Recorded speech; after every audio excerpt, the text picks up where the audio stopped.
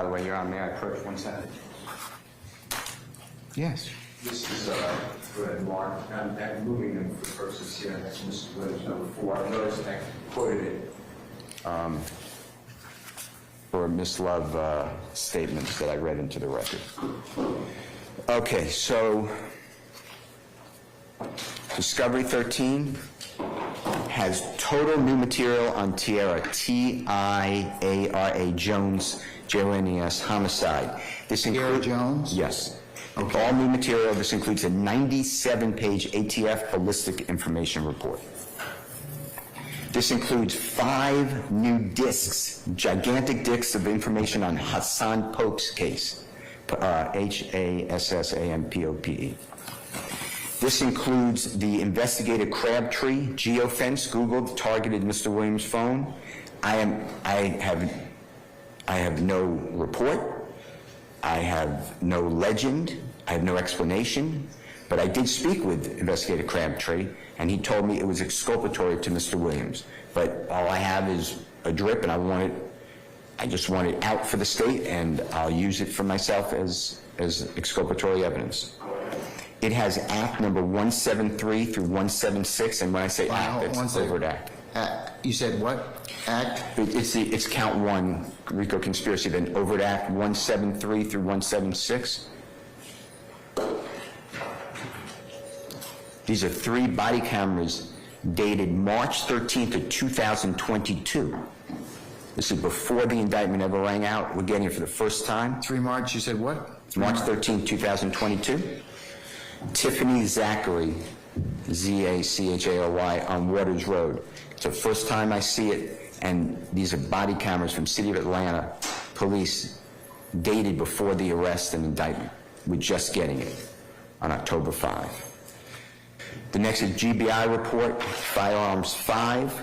It's dated July 28, 2023. Cartridge casing comparison. Mark Tanner is the, Tanner, T-A-N-N-E-R, is the analyst. The Discovery 12 did have GBI firearms reports, but it had 1 through 4, so this added the 5th one.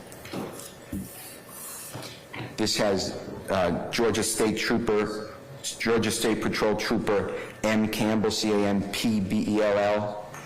This is a pursuit on March 17th of 2022. And you see the gun in the road, goes back to retrieve. I just got that. But didn't we have a hearing on that already? Yeah, I just got it. And we also saw the video. Yeah, it was served October 5th. That's exactly right.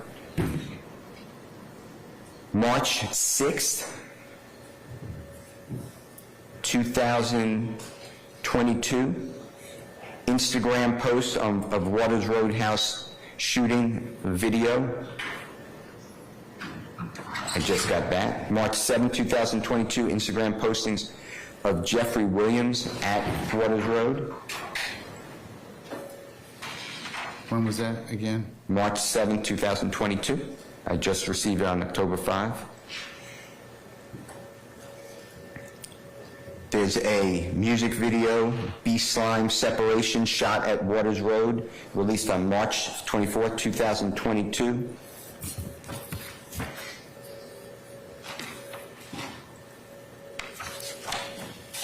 There is phone dumps. I can't get through them from Mr. Eppinger and Mr. Beebe. I'm trying to analyze them. And how many of those are there? 2, Mr. Eppinger's phone and Mr. Beebe's phone. They're giant. How big? Oh, God, phone dumps are, I can't even, it takes us months to go through phone dumps. And when did you get, and those are from when? October 5, 2023, we were served with it. And what phone, when were the phone dumps done? Hold on. There's a difference, because the phone dumps were done in the fall or something like that, or actually gotten in the fall. That makes a difference to me. Let me tell you. Hold on 1 second, okay? If that's okay, can I step away? Can you find that information, please? So.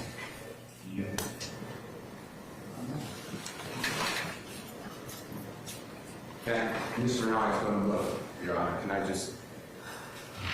No, I'll pause. Can we pause for that?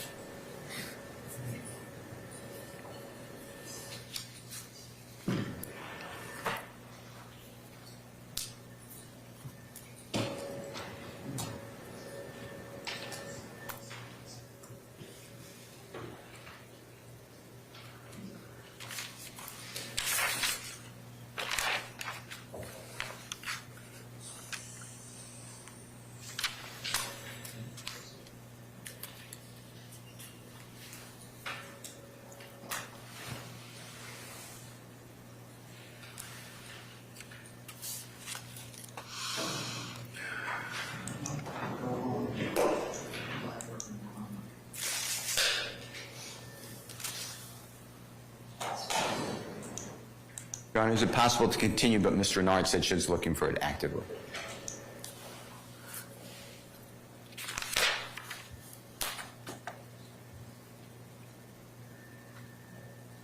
Ms. Love, do you know what date that is?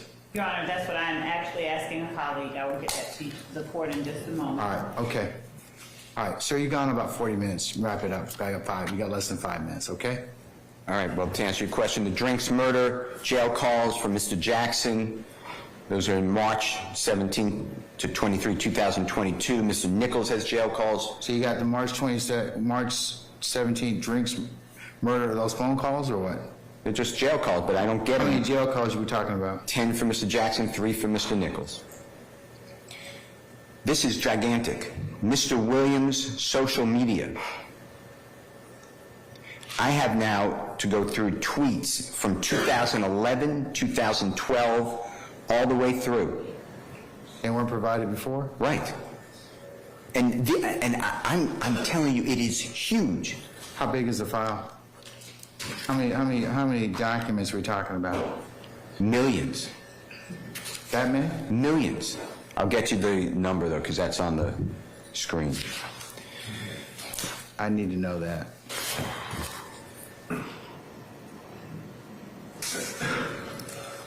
There's another phone dump from Mr. Ryan. Shannon Stillwell's phone dump. Mr. Kendricks has 8 transcripts now. I'm getting reports from Detective Gaither that go back to 2015 on Mr. Garlington. There's new Operation Planters sideshows that go back to 2015. There's now another huge file of Mr. Williams, not Twitter, but Instagram account from 2014 to October 2021. Give me the Instagram again. 2014 2014 to what? to October 2021. And how many pages are we talking about in terms of that? Millions. But I'll get you the, because that's imprinted on the, and there's more. Your Honor, answering, in the limited time that you're giving me, if you just understand one thing, and it's captured in Malaguti, Malaguti versus State, it's 273 Georgia, 398, 2001 case, Georgia Supreme Court. It's on page 5 or 6. It's footnote 9 of the case that I printed out. Which one are you talking about, sir? And the parties, Malaguti, Malaguti.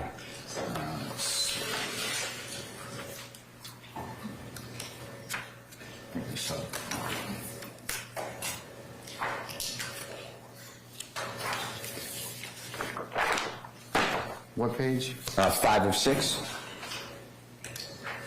It's footnote 9. It's at the very bottom right. Our High Court explained that contrary to Malaguti's assertion, the trial court did not conclude that the state's delay in disclosing that Anguin, A-N-G-U-I-N, would be a rebuttal witness was prejudicial to Malaguti within the meaning of 17-16-6. Instead, the trial court simply stated that Malaguti would be prejudiced by Anguin's testimony. And this is what I stress. The finding of prejudice that is required by Section 17-16-6 in order for a trial court to prohibit a witness from testifying is not the prejudice that is inherent in the testimony of any opposing party's witness. Instead, the prejudice must arise from the failure to comply with the discovery statute. That's what I'm saying. Your Honor, when you say, hey, file a demand, and, they're trying the best they can, there's no evidence they're trying the best they can. They had this evidence in June of 2022 ready to go. Instead, I don't get this evidence until October, some of this. In addition to that, this Honorable Court, bad faith, I can't get over the do not serve yet.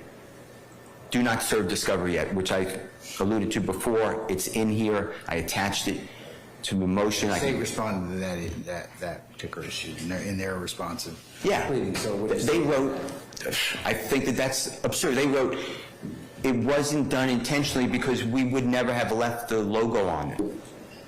That's pretty insulting. Why didn't we get all of this discovery when required?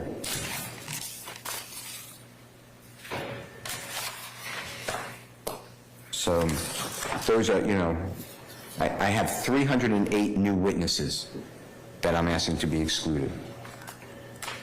And I'm asking also Mr. You said 308 new witnesses? Yeah, that's what happened. It doubled. It doubled. Are any of those witnesses, were any of those witnesses on any of the materials you provided in Yes. Discoveries 1 through 12? Yeah.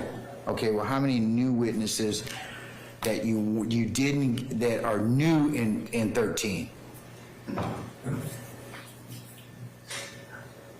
I have to get back to you. There's a lot, but I have to get back to you. But there's a lot. All that discovery I mentioned, and there's a lot more. All that discovery is new.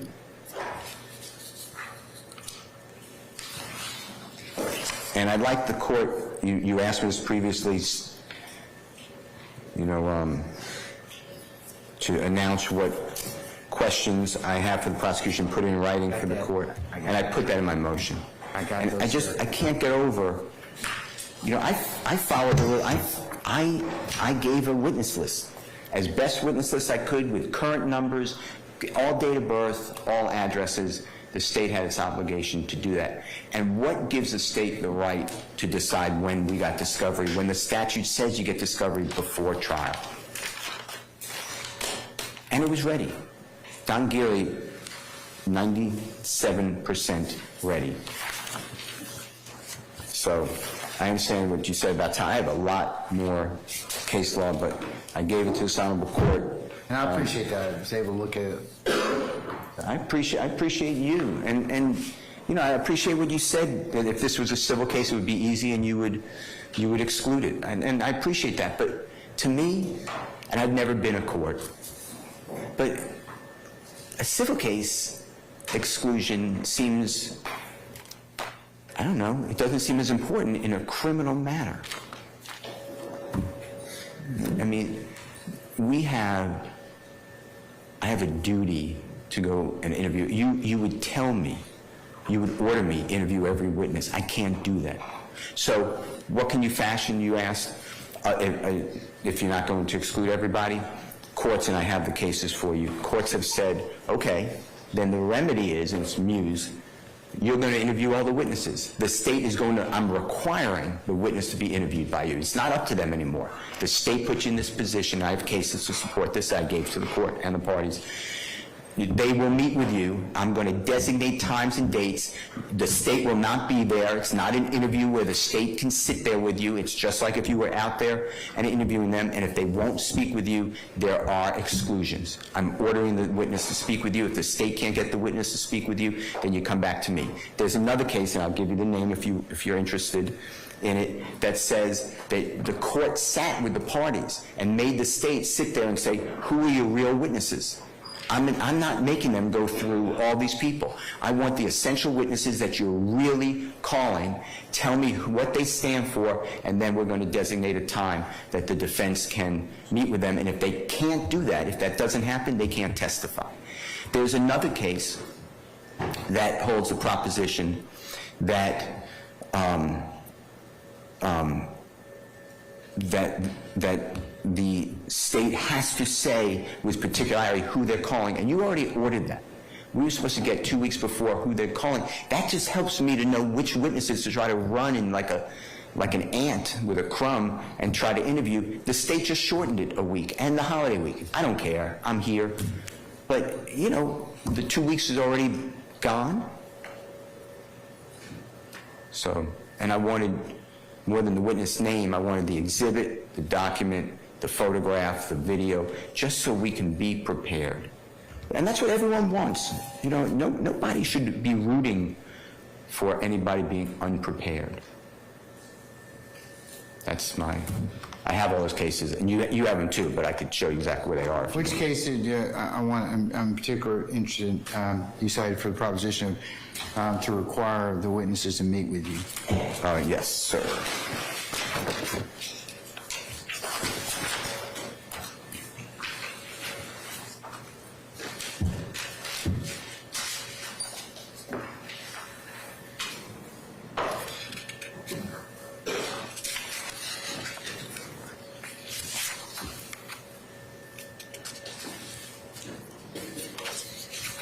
I also asked for, obviously, GCIC's. I also want to know the case you're citing for the proposition, who your real witnesses are, who you're going to call. Let me, I'd like those two cases. yes, sir.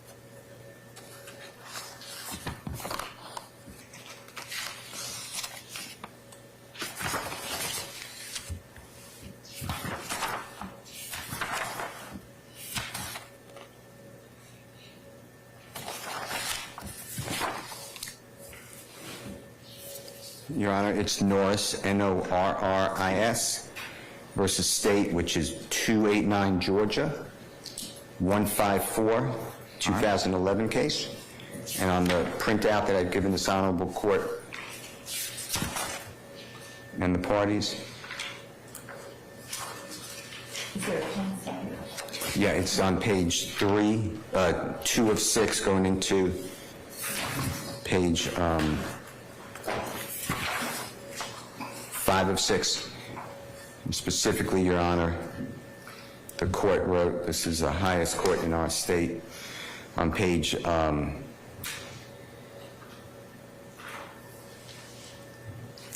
of 6, on the top left, in the first line on the right, the Honorable Supreme Court of Georgia.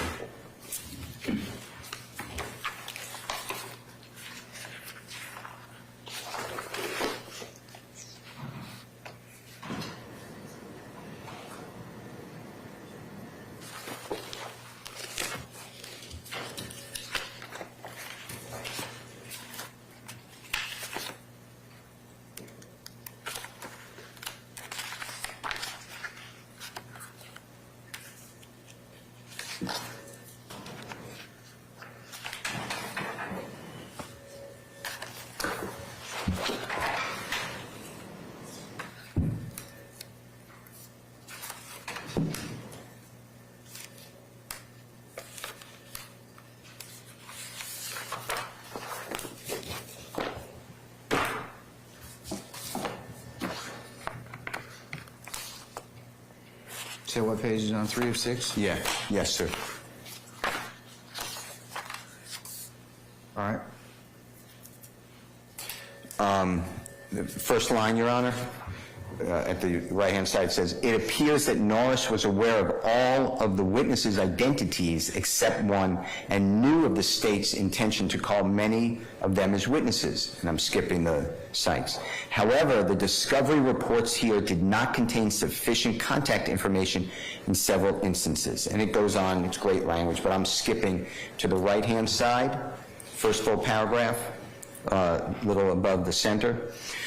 And I'm reading, Your Honor. At a pretrial hearing on June 12th, defense counsel moved for a continuance pursuant to OCGA 17-16-6. Instead of granting that motion, the trial court directed the state to compile a list of essential witnesses whom the defense counsel would be permitted to interview after jury selection. The trial court discussed each witness on the shortened witness list with the parties. Some were excluded, and defense counsel waived any objection to many others. As to the two witnesses who were not listed in discovery, Norris's attorney agreed to a limitation on the testimony of one and was already aware of the other, seeking to exclude her testimony only on relevance grounds and not because of surprise. The trial court ordered the prosecutor to have certain witnesses available for interview on June 15th and expressly recognized that the state had problems, presumably previously specified difficulties with furloughs and reassignments of the case to a new prosecuting attorney, and that the prosecutor was doing the best she could. Late in the day on June 15th, after jury selection, 3 of the witnesses were unhappy with being delayed, did not want to be stranded without a ride, and refused to be interviewed, even though the trial court had apologized and explained that the need for their presence was attributable to the district attorney. When the trial court was informed on the morning of June 16th of the witnesses' refusal, the prosecutor noted that they were again present, but could not be compelled to be interviewed, and that the defense counsel could proceed with interviews of anyone who was willing to speak. Norris's attorney said nothing, and Armour's A-R-M-O-U-R, apostrophe S, lawyer agreed that they could not be compelled and stated that the true remaining issue is the untimeliness of the state's witness list. The trial court said, okay, let's bring the jurors out. We're starting the case. Neither defendant voiced or made any further objection. The witness list rule is designed to prevent a defendant from being surprised at trial by a witness that defendant has not had an opportunity to interview. Defense counsel attempted to interview the 3 witnesses in question on the first day and declined to seek another such opportunity despite the state's invitation to do so early on the second day. Although Norris had the opportunity to interview the 3 witnesses prior to opening statements and initially attempted to do so, I read it. Okay, so what's the other case you're citing for the proposition of who your real witnesses are? Say it one more time. Which case are you citing for the proposition of who your real witnesses are and who you're calling? That was it, the essential witnesses, and break it down. Are you saying Norris is for those 2 propositions? Yeah, and then who you're calling in order is for fairness. I'm sorry? It's for fairness. I mean, who they're calling in order. What are we going to be blind here? This gigantic trial, and you're just going to show it with witnesses, and I have to say, Judge, I haven't interviewed the witness because the state didn't give it to me on time? All right. Okay. The phone dump. Yeah, information on the phone dump. First one is, let's see.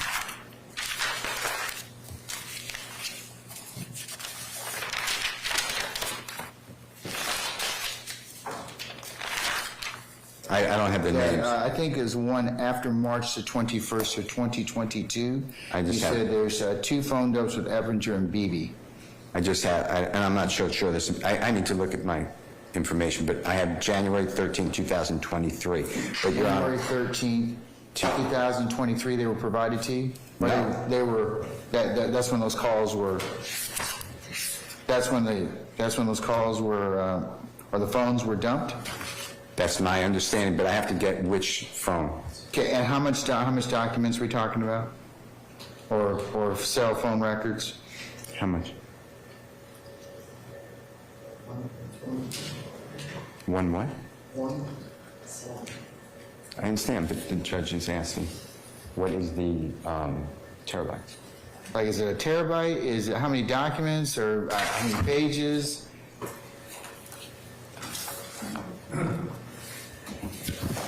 I have that, so I can get that to you. Well, I need to know hard numbers, Mr. Steele. So Okay. when I recess in a minute, I need the hard numbers for that. I also need the hard numbers for the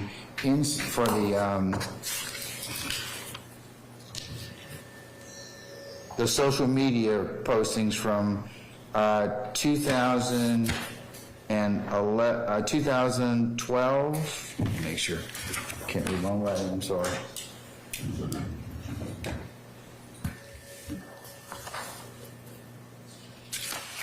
I think you said 2009 to 2011, 2009 to 2012. Is that the one? Is that the Mr. Williams' social media pages? They had millions of documents. Is that the correct time period? Let me tell you. 2000 for the Instagram? Well, I had that, and Instagram, you had Instagram, that's March 7, 2022.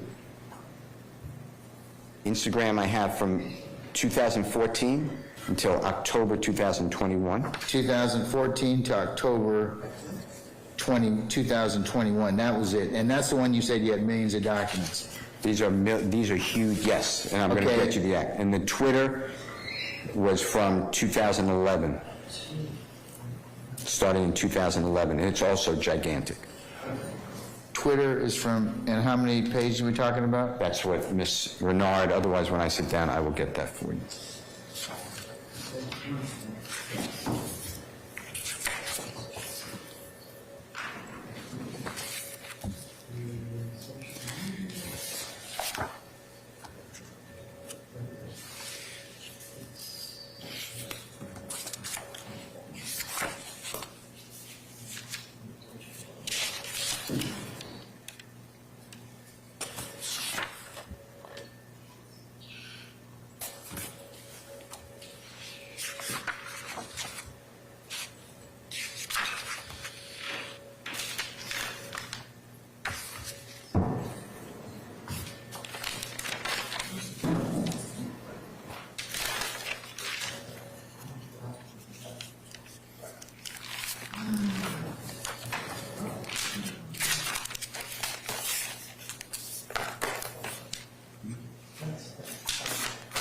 The phone dump, I'm being told, is 2.52 megabytes. Which phone that you're on? I'll let you know, I'm not sure which one. Yeah, which phone dump are we talking about, Ms. Renard? Your Honor, I don't know whose phone it is. Simply I'll get that for you, Judge. I'm sorry, what was the last thing you said? Discovery what? I say apologize. Discovery 13, but I do not know whose phone it is.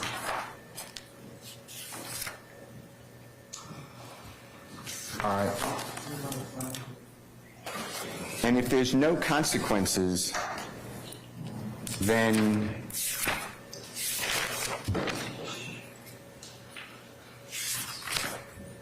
I guess it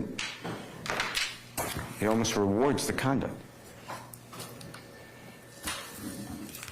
And what I can't get over for bad faith is that the state knows that the trial started, they know the statutes, and they just decide on their own that they're violating it. And the prejudice is because I don't have, until September of 2023, I do not have valid phone numbers, addresses, and date of births on almost every state witness.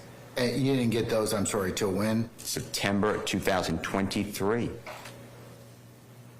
You know, I got to run GCI systems. I don't run them, as you know, like the state. I have to go pay for it, wait to get it back, then analyze it, and then go get certified copies. This is respectfully, this is really wrong. Okay. All right, so I think we're going to take a, Okay. if you complete your argument, I've given you over an hour. I think that's been more than. I have more, but I'm going to respect the court. Well, I'm good, Mr. Steele. I think I got more than the gist of your argument, and this is not the first time that you have, but I appreciate you fleshing it out for me in terms of where your position is, what you cited. In the break, I do need to find out the Instagram post from Williams from 14 to 21. I want to know how many documents we're talking about. I also want to know the phone dumps that you got on there from January the 13th of 2023. It should not be hard to do that. All right. And I want to know the Twitter universe of Mr. Williams from 2011. Okay? Understood. All right. Ms. Love and Mr. Yahowski, y'all can collect your thoughts. We'll come back at 11 o'clock. I'll go ahead and continue argument. I'll have your argument at that point in time, okay? Thank you, sir. All right. Okay, we're in recess. So then.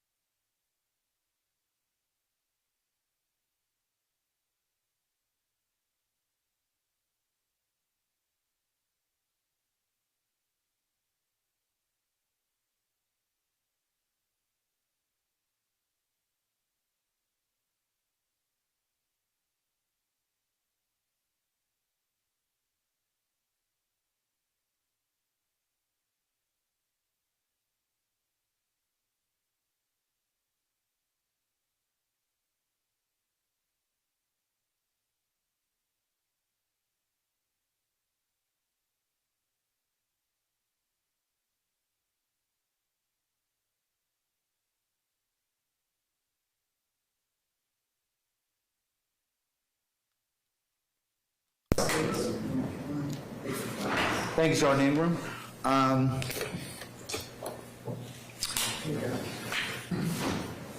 Okay, Ms. Love, are you ready? And you, Mr. Uhelski, ready?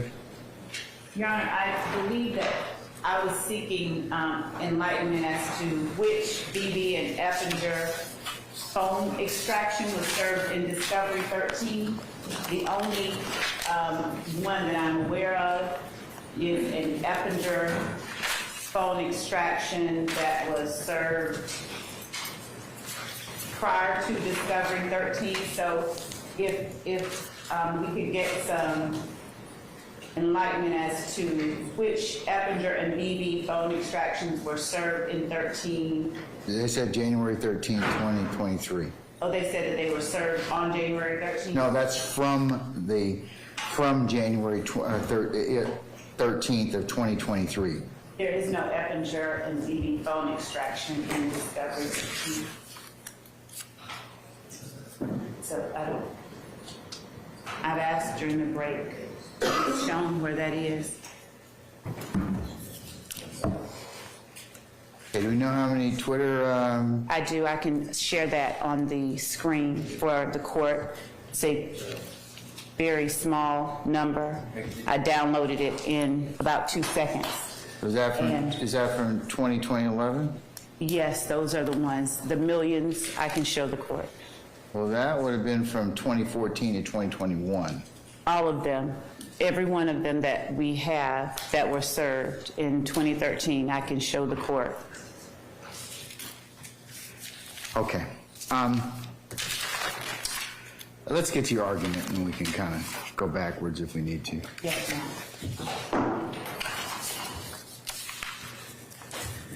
Your Honor, I tendered to the court for the court's review a document I labeled State's Exhibit 1. It's a Discovery 13 audit that we have provided to the defense previously.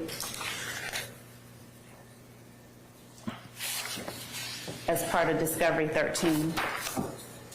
Okay. And Your Honor, I will start off by pointing out that the court is well aware of the progression of this particular case, who was assigned to it, and what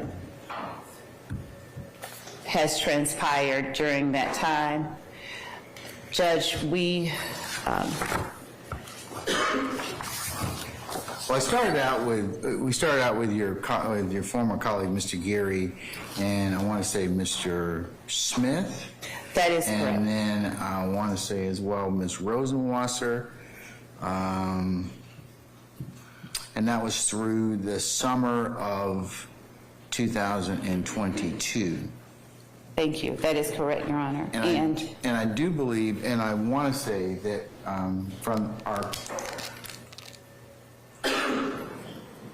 before you and Ms. Hilton were involved with this particular matter, it looks like that even like on May the 23rd of 2022, Ms. Weaver was kind enough to look in our other record, the record from that date, I should say. And the questioning comes up about this discovery, and it's meted out at that point in time by Mr. Farley, Mr. Menendez, who represented Mr. Farley.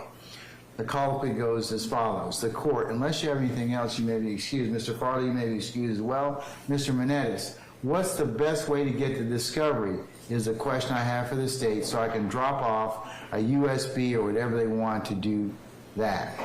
The court, Mr. Geary, do you want to answer that? Mr. Geary, Judge, I'll address that at a later time. We're trying to put these cases on one. Right now, I'm anticipating at least a 5 terabyte drive to put all the discovery on. I'm not at the point to confirm.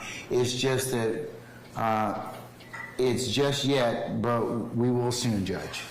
Mr. Menendez, yes, Your Honor, thank you. The court, unless you have any other business, you may be excused. Then from the record of June the 2nd of 2023, Mr. Steele, Your Honor, along with the Honorable Avis Hornsby and the Honorable Keith Adams, we'll be ready for our trial. We understand the enormity. We only have 2 cases for this type of discovery, and I'm being told it's 5 terabytes. would fill up the entire hallway of the 8th floor of the Fulton County Courthouse or more. We can't get through discovery, so what we did in other cases, we had a search engine company we already spoke with. I believe I asked Mr. Geary. He's been telling me he'll get it to me, no problem. He's an honorable person always, and we're going to get through discovery. It's like searching Lexus. We're not going to be able to read everything. Nobody's going to able to read all that, but we'll do our search terms, and we are with the court on the 9th day of January 2023. If that gets bumped, because I understand there are a lot of people here, the court may say I want to sever some people or ask for a continuance that's granted. That's why I filed a demand for speedy trial. I understand, and we'll file it once it's good with Judge Brasher's order, but I wanted to be upfront with everybody and give everybody notice that's our intent. So, and then Mr. Steele has a couple of letters, which I'll include as part of the record in this case, and they're from dated June the 8th, which he's delivering, he says earlier, is his proffer. Dear Mr. Geary, along this letter we are tendering 2 8-terabyte drives, which based on your representation to me should be sufficient size for discovery to be loaded on same in the above aforementioned case. Please advise how long it will take to load the data on those drives. Please also notify me as soon as the copying of the discovery has been completed so we may retrieve the files.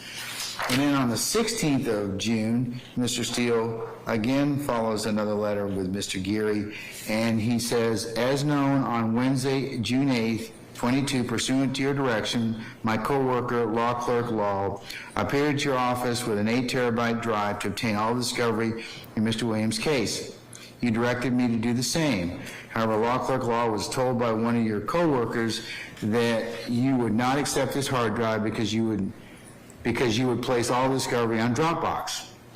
Please note that I'm being told the Dropbox platform would not be searchable and thus would not be a proper way to handle this massive discovery. I need discovery in the way that you originally told me it would be provided, which would be searchable on a hard drive, and the same would have each piece of evidence that belongs, according to the prosecution, in each count of the indictment and each overt act on the RICO charge. That was very organized, and I would appreciate you allowing me to have discovery in that manner. And pleasantries are considered, but I'll mark that as court 1. So it seems like we've started this discovery travel starting in the summer, in particular May when the original case was indicted, and then June when your other parties were managing this case, and then we had some discussion about discovery commencing at that point in time. That's why thus the terabyte drives at that point in time. So I guess my concern, just since I've shepherded this case from its inception of indictment, is that discoveries kind of come in. First, it was promised up front. It was changed, and the parameters were changed. And then, we've had these basically disclosures over the course of 12 tranches of discovery materials. So, I mean, in order for the defense to get ready for this trial, there's a lot of legwork that needs to be done. And, I think part of their challenge and their frustration and the court's frustration is I need to make sure that everybody gets a fair trial, and that it would appear that looking at and the reading of 1716.3, which is copy of the indictment or accusation, list of witnesses needs to be furnished, within the 10-day period. Then 17-16-8, list of witnesses and the requirements therein, to include home address,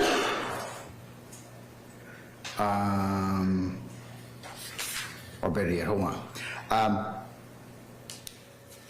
the names, current locations, dates of birth, and telephone numbers of the parties' witnesses, unless for good cause the judge allows exceptions to requirement. So, and then so A, B, and C of 17, 16, 8 basically tells what you're supposed to, disclose. And then 17, 16, 6 gives the court discretion for failure to comply with discovery requirements.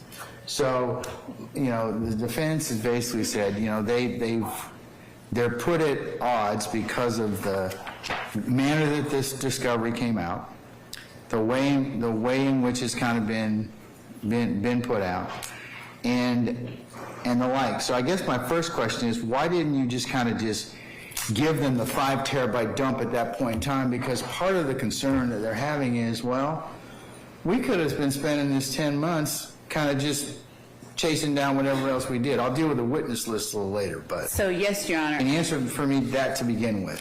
As it relates to why the team chose to use a Dropbox medium versus the 5 terabyte medium, I can only assume that because of the length of time, perhaps, that it would have taken to upload it to Dropbox, that they thought that, or versus uploading it to a hard medium. But they changed the method. They could have been concerned about the dissemination, as the court is aware that once we provided, this current team provided the defense with a hard medium. The very first time that we did, there was a video that was leaked. There were threats that were made upon a witness's life.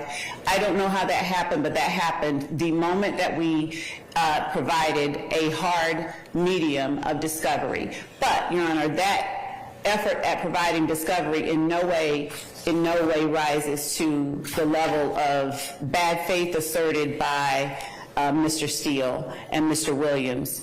Here, the state, I have heard Mr. Steele assert many times that Mr. Geary is ready to testify, in making certain that I have the information available for the court. I spoke with Mr. Geary, and he did not make the representations that Mr. Steele proffers to the court that he made. And he said that he would be available to come and speak to the court if the court so desired to hear from him. I'm not going to cast aspersions on Mr. Geary's office of the court, but I do have some transcript references from May the 23rd from Mr. Menez and Mr. Farley. Right. And from June the 2nd from Mr. Steele, asking or following up on this issue with the discovery. And I also have some letter from Mr. Steele on the 8th and the 16th of June. So, and I recall this conversation that Mr. Geary had, saying that, hey, okay, and this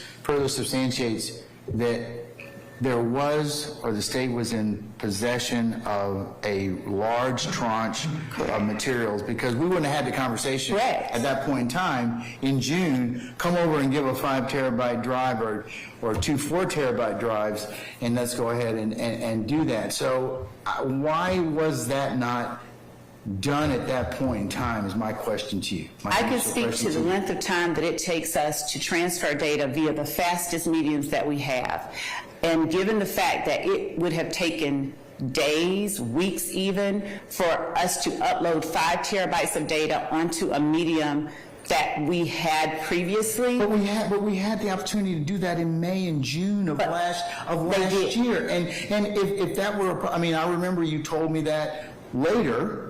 That was with the faster drives. That was with the later, but still, you could have done that over the course of a month in June or July of last year. So is the question to the state why it is that we chose to use Dropbox versus... No. You can forget the Dropbox issue, because the Dropbox, I already know that was already maintained, that was not a secure way to maintain the files. And in fact, you told me we couldn't do it that way.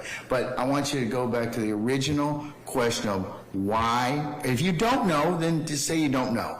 But why didn't you put the discovery on a drive? Because it'd be one thing if we said, hey, Your Honor, we have gotten with Mr. Steele and Mr. Harvey, and we've given them their terabyte drives.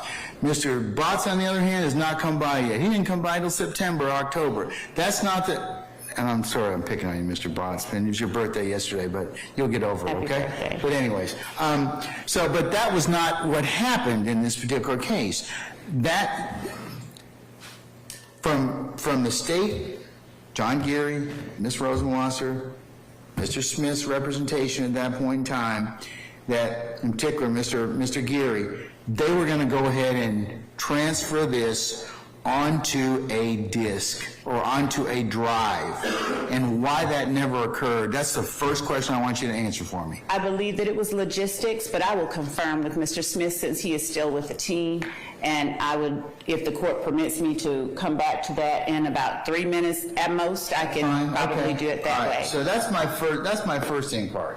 Second inquiry is, why did it take so long to get the discovery to the defense if you all claimed you're ready to go? Your Honor, that was the representation that was made by Mr. Steele, the 97% done. I don't know what that is. I want to talk about that, okay? I don't think that that's relevant. I mean, what I want to find out is, why didn't you all give, or what steps did you take to preside, to make sure that most of your discovery was in fact tendered? Your Honor, what we found is that we did take great steps to make sure that it was tendered, and we learned that as the new team came in the latter part of September of 2022, and we ended up serving discovery that we did not even realize had been previously served. And by serving discovery, I mean hundreds of gigabytes. So the data that they received when they began complaining, and for instance, Discovery 12 was the new team trying to ensure that the defense had all of the acts, all of the information. As we went back and went through these gigabytes of data, we wanted to ensure that the defense had everything that we might possibly use. So we ended up serving probably about 2 terabytes of duplicate discovery. We have an audit for 13. We did an audit of 12. I personally was one of the people who put together 12. I literally began amassing files, digital files. The previous team used physical files, and they were copying information and disks from physical files. I had access to digital files that I was not aware or certain that the previous team had access to. So when I started looking at this case, I began pulling data from digital files.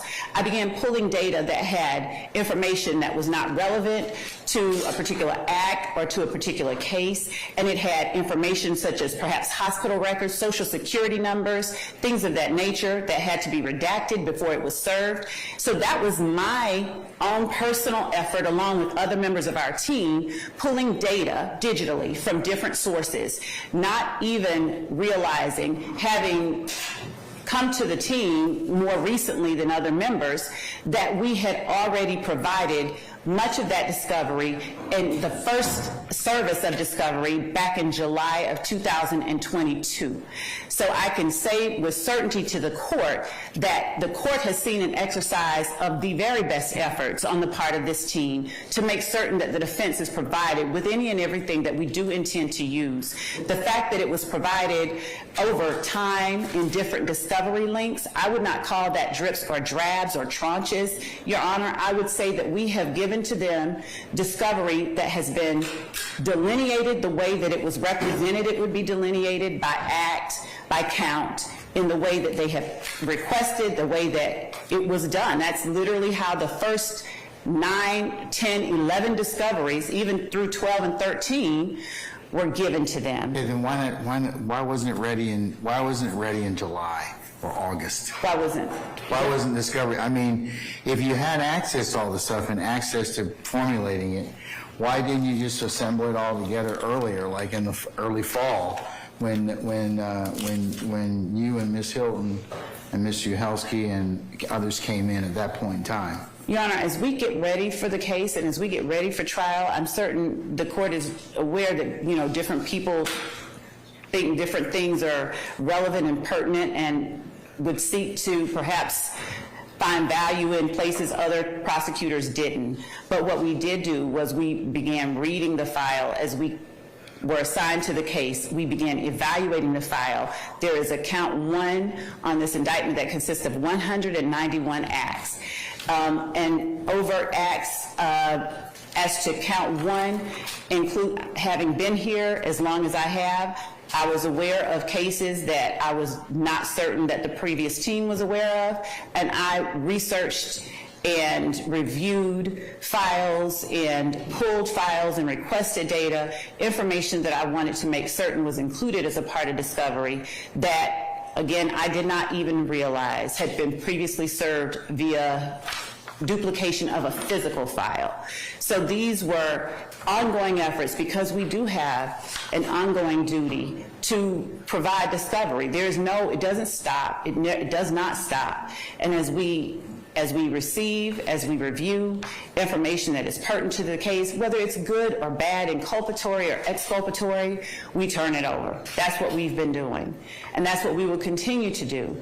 And what Mr. Steele has failed to show, or anybody has failed to show, is an act of bad faith on the part of this prosecution team. There is an utter absence of bad faith on our part, Your Honor. And I would point to the State versus Bryant, which is 307 Georgia 850. At 854,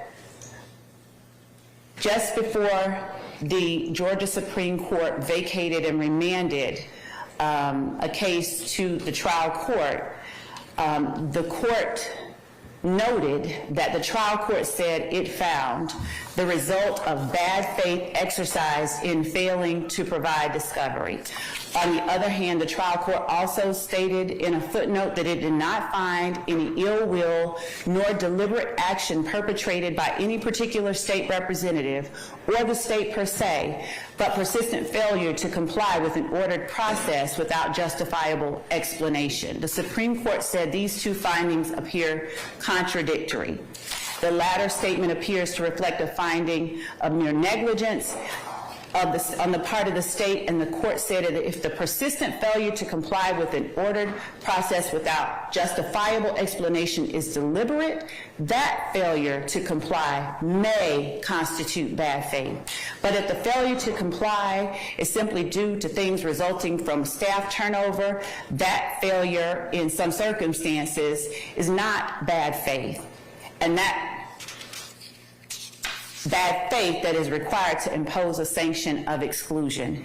Here, Your Honor, that is what we have had. We have had a staff turnover of sorts and a persistent and continued effort on the part of the prosecution team to provide the defendant with the discovery available in this case.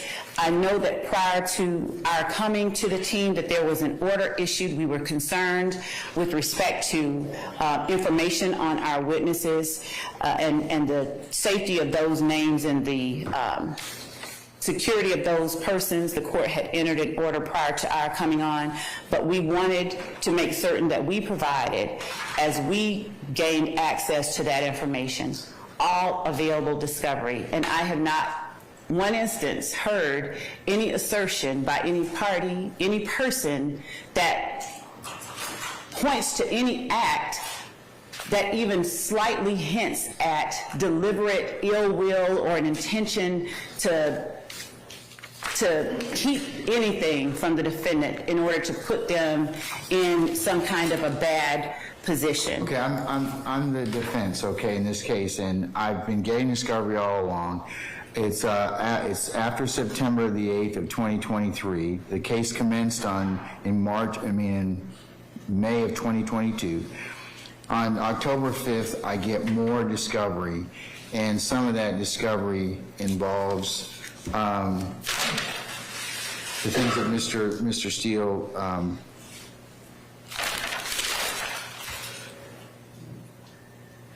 Mr. Steele kind of complains about, and I have 308 new witnesses. So how am I supposed to get ready for trial knowing that, not knowing whether or not some of these witnesses are duplicative of other witnesses that have been previously provided in the other 12 discovery disclosures, and these particular new, I need to kind of get granularity on the phone dumps and the social media pages, how many there are.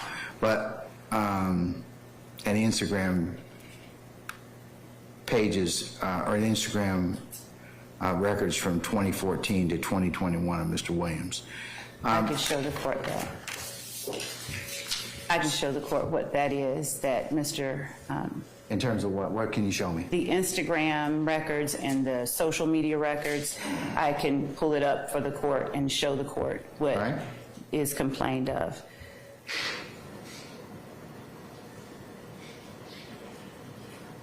I just need the Zoom link. I'm going to pull it up.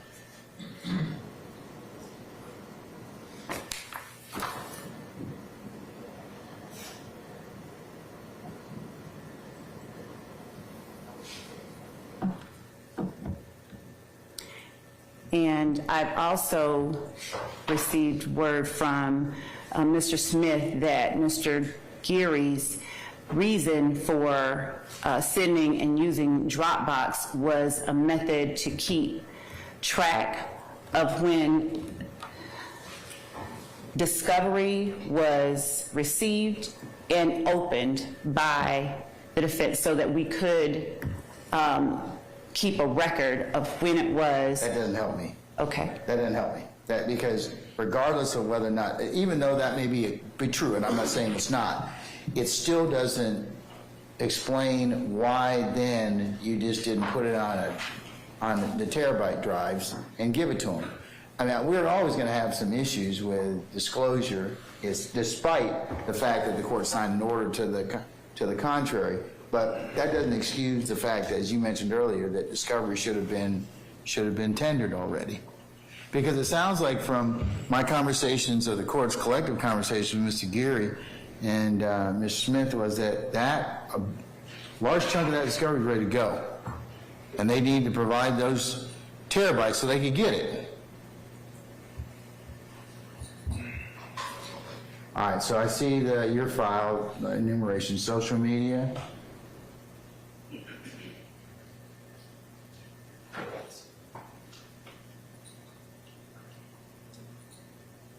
That is one of the files.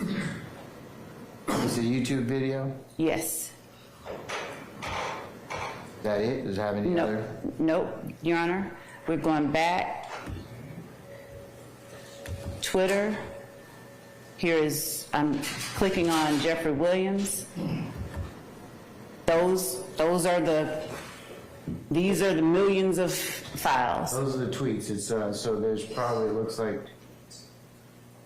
I can open them up. I can start with the largest one. All right, I'm just counting how many there are. 16 tweets thereabouts. PDFs that have individual tweets in All right, them. open up one. Okay. Open up number one. Here is one. This is the largest one that we have. Okay. And That's Slack from Young Thug. Okay. yes. All right. And these are, you can see that a lot of it is blank pages, but, You need to open it. I haven't seen it yet. okay. And the other ones are very similar, Your Honor. Can I see it? Yeah. You said you were going to open it, so let me see. Let me see that file. Oh, it's not showing. Okay, I'm sorry. No, it's not.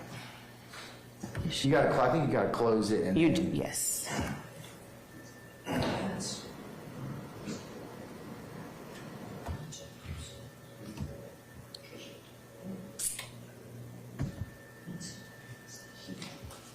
Okay, and you can.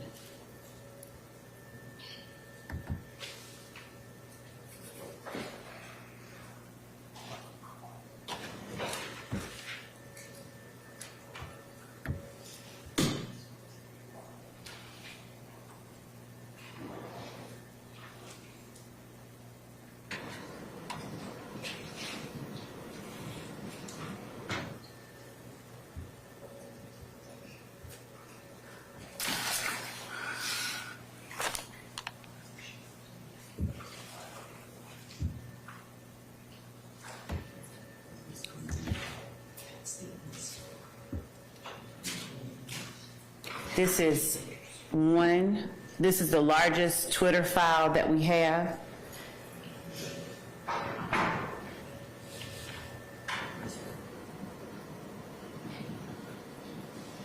Many of the pages in that particular one are blank.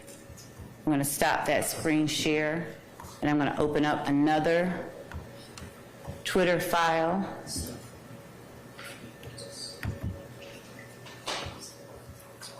This one contains 2011 and 2016 tweets. I will share that with the court.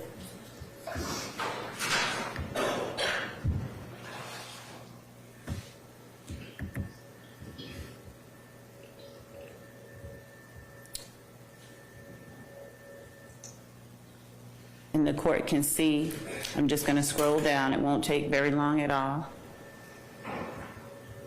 The end of the scroll is right about here. And the other PDFs are similar in nature to the two files that I just opened up for the court. I can open up all of them, or I can provide the court a medium and let the court open them up at a different time. It seems like it's a, all right, I now see what you're talking about. Okay, so. And I can go back. Those are the PDF tweets. These are individual ones. There's a countable number. I'll share this screen with the court.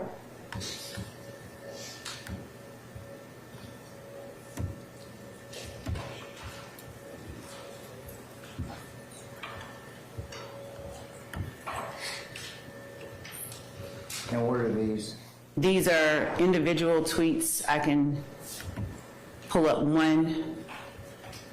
These are, rather than being pages that have the multiple tweets in them, these are individual tweets, such as the one on the screen now. Okay. So those that I have shown to the court that are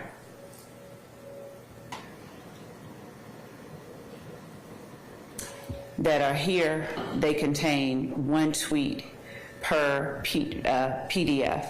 All right, so how many PDF files PNG. do you have at this point in time? How many are there? Okay, it looks I like we can- got 1, 2, 3, 4, 5, 6, 7, 8, 9, 10, 11, 44 selected 44 items. items. Okay. Yes. All right. And Is that from the period of time that you are planning to introduce? yes, Okay. What is that representative of? What period of time? that goes from 2011 through 2021. Okay. All right. Also, Your Honor, as it relates to Jeffery Williams,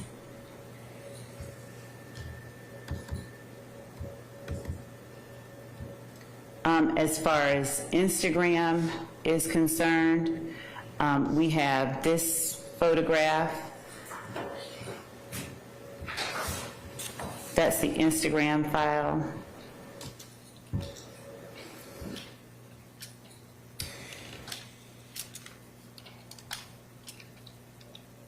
As it relates to other items that are in Discovery 13,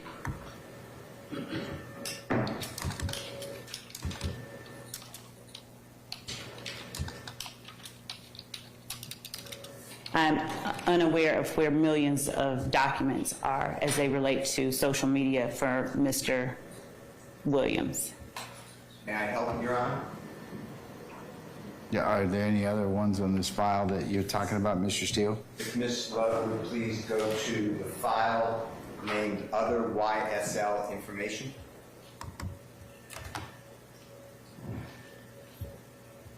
There's a subfolder, Search Warrants and Returns. There's a subfolder, Jeffery Williams.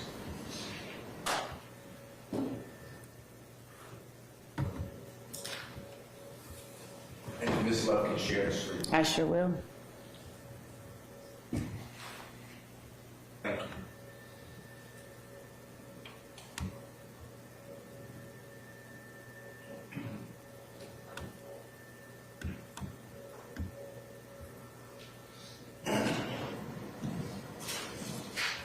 on the screen is Jeffrey Williams' Instagram return.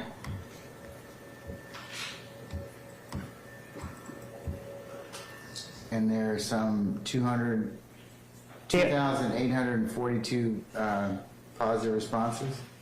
Pages. They have information such as what the court is looking at now. I can scroll down just to get to.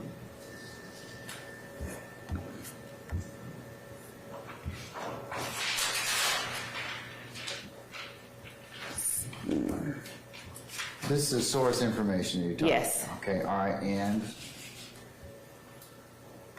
there's some, so last thing I saw was 532. Yes, I can go back there. Can you go back to that? Yes.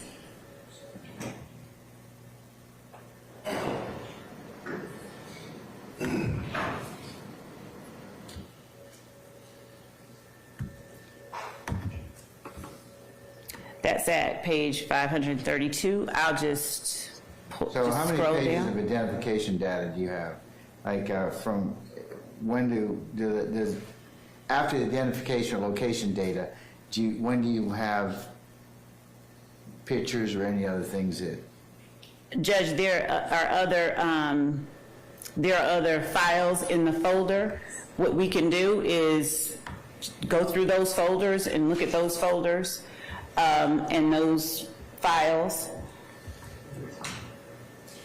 Your Honor, all these have pictures, and if you look at a file in the same area of returns, you will see 10.7 gigabytes. That is, I'm told by Surrey, it's also Google. That's 200,000 PDF pages is 1 gigabyte, so that's more than 2 million PDF pages. It's in the same area under returns.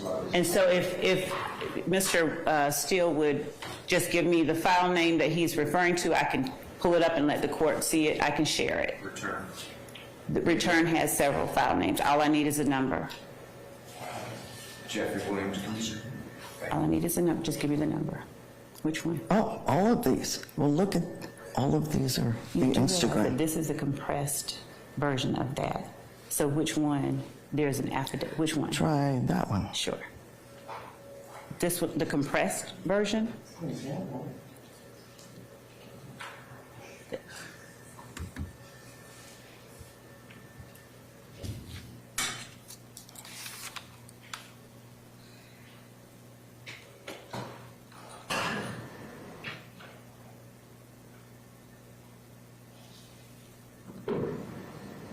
Could you show the screen? Yeah, I was waiting on it to come up.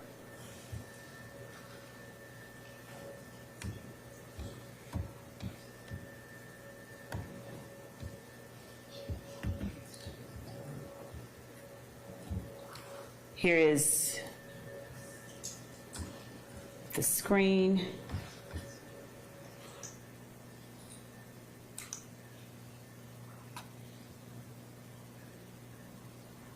The registered email address is slatseason@gmail.com. Thugger1.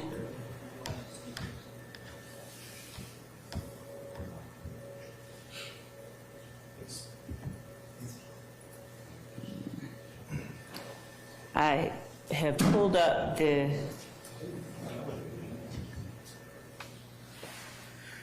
here we go. Okay, let's see, starting, okay, keep. Got it. Every blue line is another messaging picture. Every single one. After, starting at 5401, or? No, it starts earlier.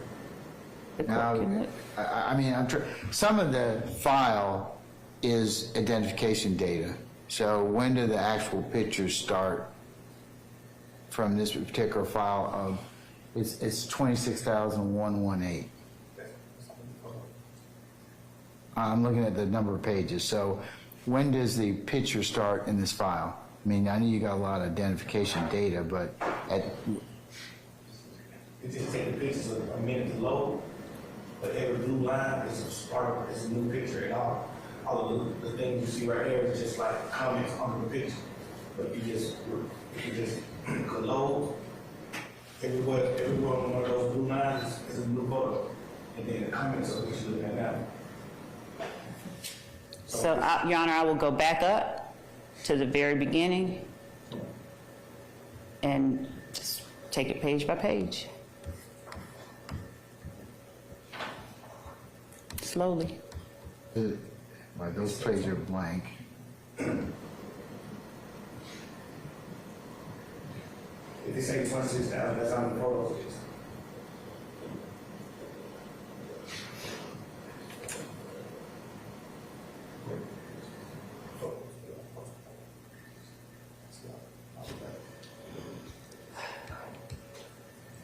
And, Your Honor, I'm just scrolling slowly so that if there is a photo on the page, it has time to load.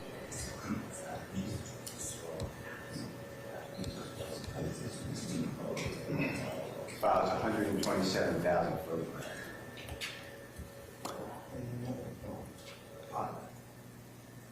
You open the file.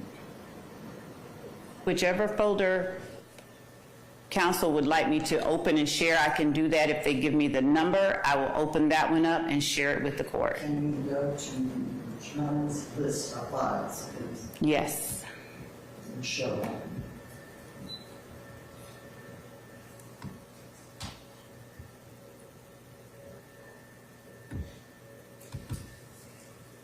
Oh, wait, that's not it.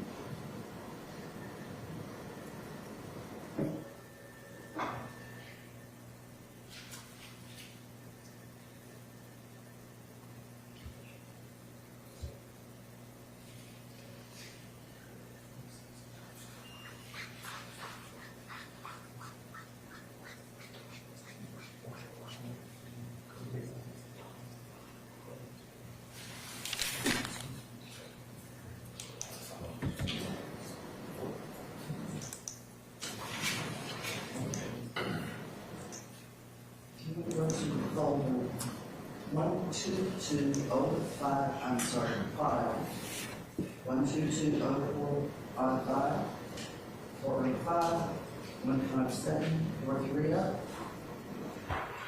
It says it's 1,600,000. I just clicked it, and I'll stop sharing this screen for return so that I can share the particular file counsel for Mr. Williams requested. That's 1.6 million kilobytes now.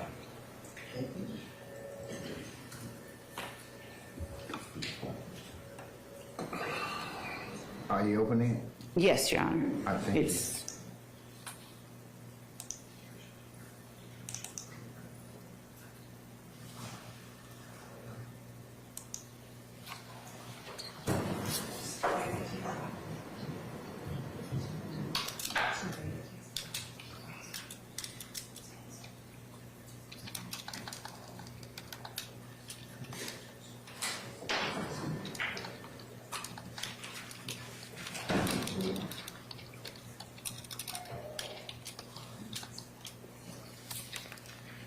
It's loading, but it's not showing.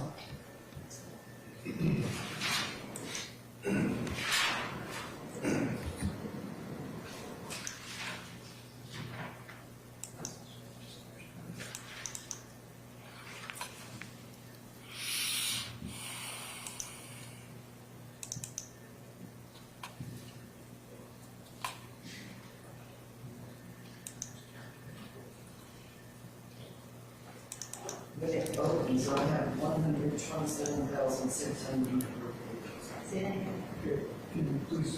127,603 pages in this one file.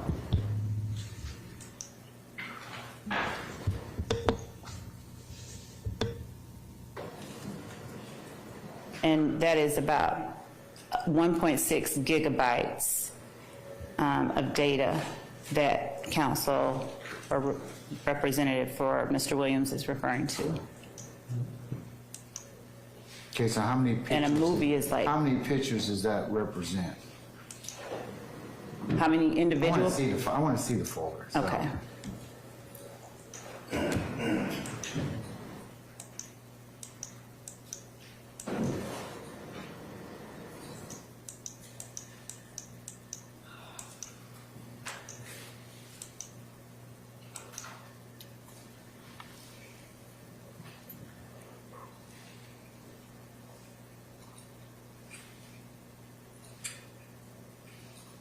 Put it on a terabyte drive. This is server.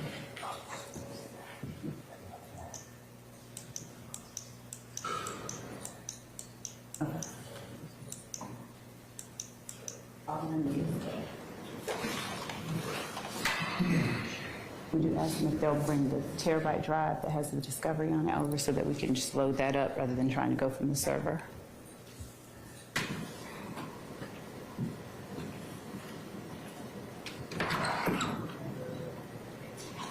Your Honor, I'm pulling this up from our server, and our server is slow, so I'm asking that council bring over the terabyte drive that has the discovery on it so that I can load that quickly. If the court will permit me to pull that up when he gets back with that, or when he's able to get a member of our team over here so that we can pull that up for the court. All right.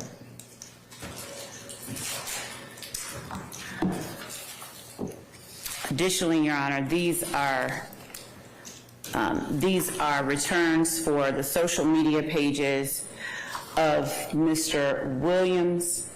They are, obviously they are not items unknown to Mr. Williams. They are items that the state has secured in order to utilize as evidence in this case, but they are more known to Mr. Williams than anyone else. When were the records available, or when were the records procured? Were they procured back in January of 2023, or when did you all get the records from?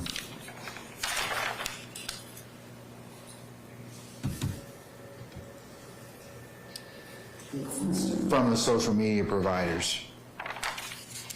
In order to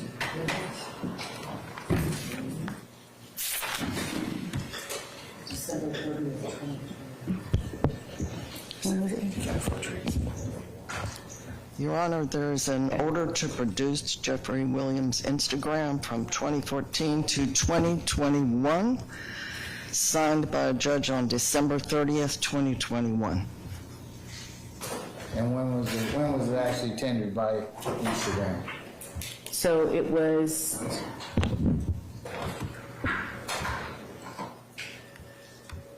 search warrant was December 20th. When did Instagram send? I'm looking for that. When did they finally, answer that request? Or I'm looking for that, Your Honor. Search warrant. Returns inventory.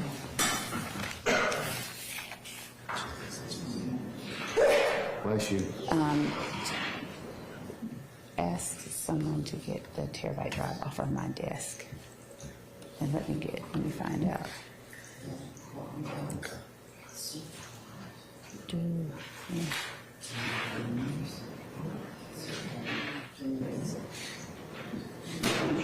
I'm finding out about the Instagram search records.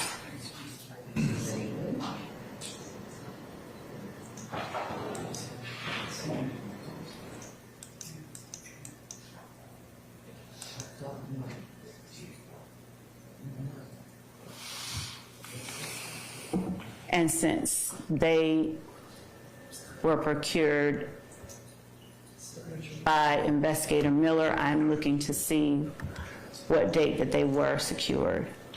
There's a modified date on here, so that looks to be perhaps the date that it came back, of February 7th, 2022, but I can't say that that's the date that we got them back.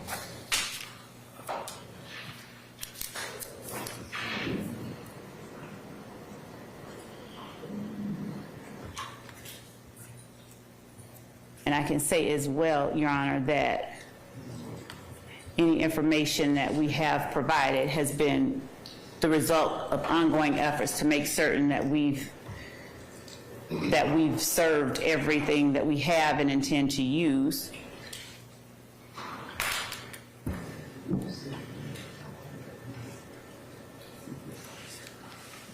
So if the court would give me about 10 minutes to go check with my colleagues and to get this particular file, or I can wait until they're able to bring that over with that information and continue on. But to answer the court's questions, I need information from my team. Yeah, I think you probably should figure out when, I mean, my concern is that if you had the information in the spring of 2022, why didn't you just tender it at that point in time? Your Honor, I can... If you tendered the whole thing and then cherry-picked out what you wanted to use, then the defense would have been put on notice that, hey, you had this very large file with a bunch of Instagram photos and everything else, but at least it kind of puts everybody on notice that, hey, here's something that you're going to have to kind of look through. Some of it may be exculpatory, some of it may be inculpatory, but getting it now, or getting it, you know, in October that's a little bit much. Your Honor, I understand. I mean, you see my that concern? position. You see my concern that it's from my perspective as a court, there's a great possibility you've had this material for at least the better part of 6 months. I don't. That's my concern. I don't disagree with what the court is saying. And that's my concern about, you know, Mr. Steele saying, hey, given the voluminous nature of this file, that's a lot. That's a lot for you know, anybody to have to go through. Your Honor, I don't disagree with the assessment that it is a lot that anyone has to go through. Certainly, it's a lot that the state has to go through, and it wasn't a matter of holding back. But you had it. I'm not disputing anything. What I'm saying to the court is that we have files in multiple different places digitally. I personally have attempted, Ms. Hilton, Mr. Uhelski, every person on this team has attempted to make certain that we have gathered through the universe of our data the information that we intend to use in this case. If there were instances where information was not served, we have gone back and asked, was this served? In some instances, we thought stuff was served. It wasn't. We served it. And in some instances, we did not realize that it had been served, and we served duplicates. That's the ongoing effort. Okay. This file doesn't look like it's a dupe. That's the problem. Your Honor, I didn't hear the court. This file doesn't look like it's a duplicate. It doesn't appear to be a duplicate, Your Honor, and I'm not disputing that. What I'm saying is that at no time did the state or anyone, any member of this team attempt to not provide to the defense information that we intended to use in this case. We have been getting information from different sources.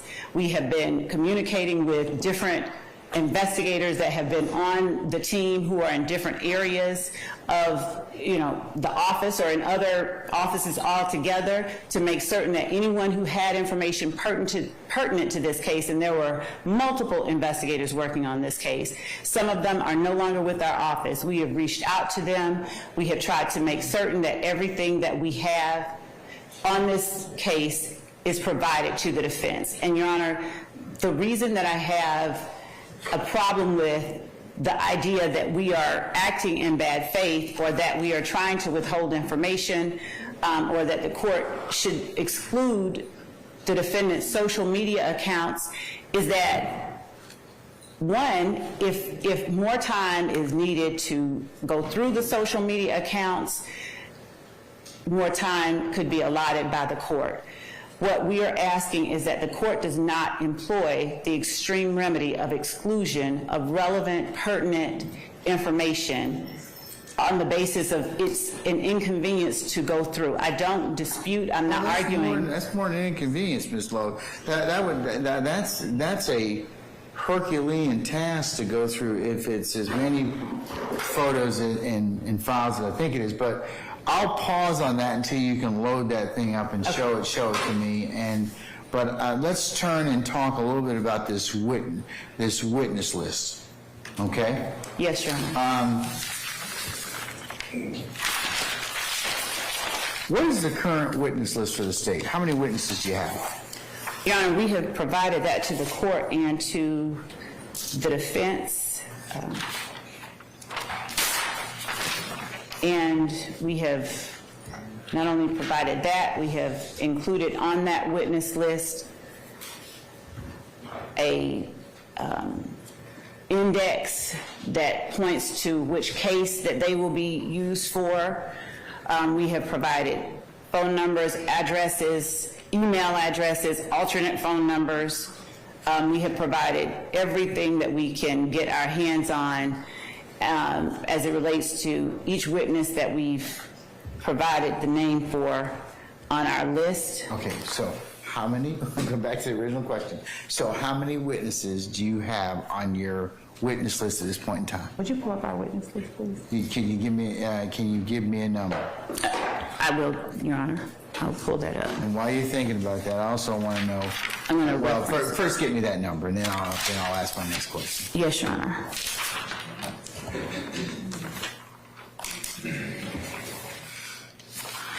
Do you have the witness list?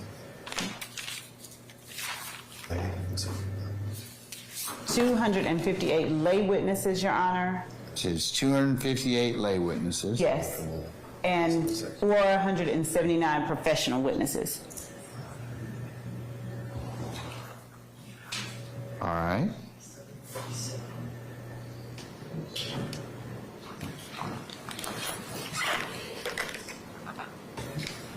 Will the court permit me to take my seat at the table so that I can pull up the files from the drive that I'm holding in my hand? Yes, ma'am. Thank you. Can you get this? Ben, can you grab this? Okay. How many, this is the current witness list as of now. 258 in terms of lay witnesses, 479 in terms of professional witnesses. Is that correct? Yes, Your Honor. How many witnesses did you have before September the 8th of 2023? On an itemized list, Your Honor? Yeah, Because because Mr. Steele, the last service of your witness list as of September, I should say, as of the October 13th, you had. That's when it was represented that there was nearly 700 witnesses, a little over 700 witnesses. So between September the 8th and October the 13th, what did the witness list expand by?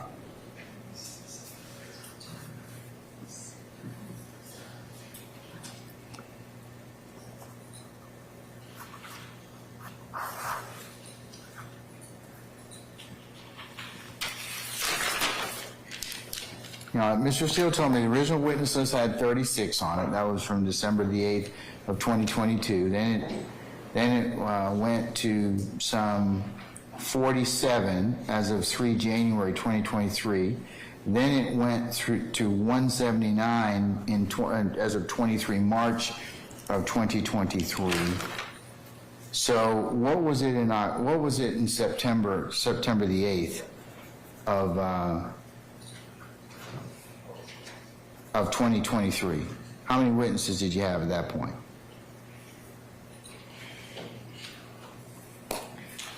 I'm fine.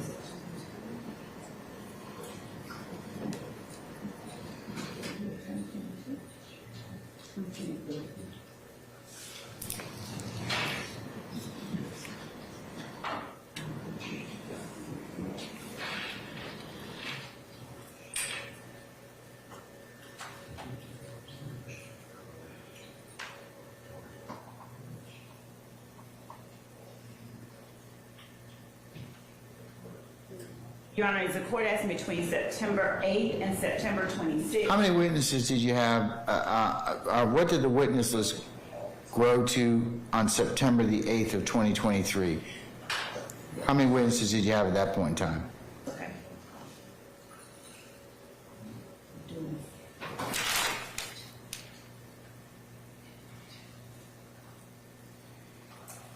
Because it looks like from March of 2023, you had about 179 witnesses at that point in time. Then in September, you had another increase in witnesses, and the last increase was the one that was about 300 in nature. I think you, if the court's memory is correct or somewhere around there, you had a little over 400 witnesses in September, about 437 and something like that. And then it appears that Mr. Steele and the defendants, when the last witness list came out, I want to say 13 October, that's the one that had the 700, a little over 700 witnesses, and to your count, 737.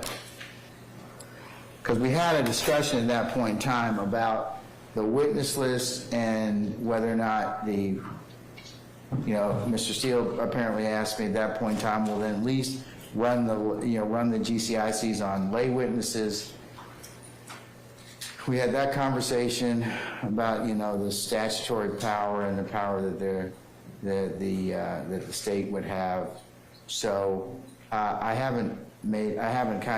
remember that from that particular time period. So my question at this point in time is the 737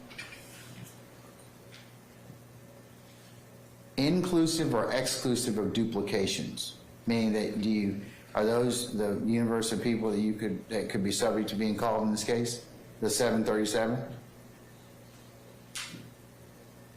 Yes, those are subject to being called in this case. When the court asks whether they are inclusive or exclusive of duplications, is the court... Yeah, do you have are any of those duplications, or is that the known true universe of witnesses that may be called to testify in this case? I believe it is, Your Honor. I believe it is, and what I want to do is pull up the witness list that we sent to the defense on September the 8th so that I can make sure that I'm answering accurately for the court. Yes, ma'am.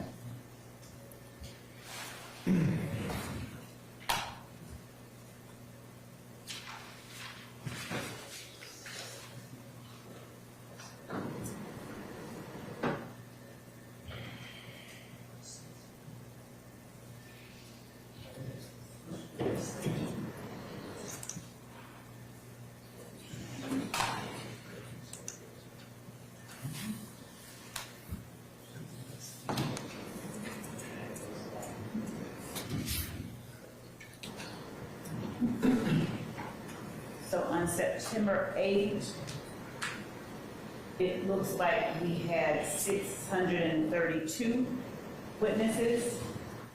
If I'm looking at, yes, it looks like we had 632. And then the court asks, what number did we have on a different date? On October the 13th.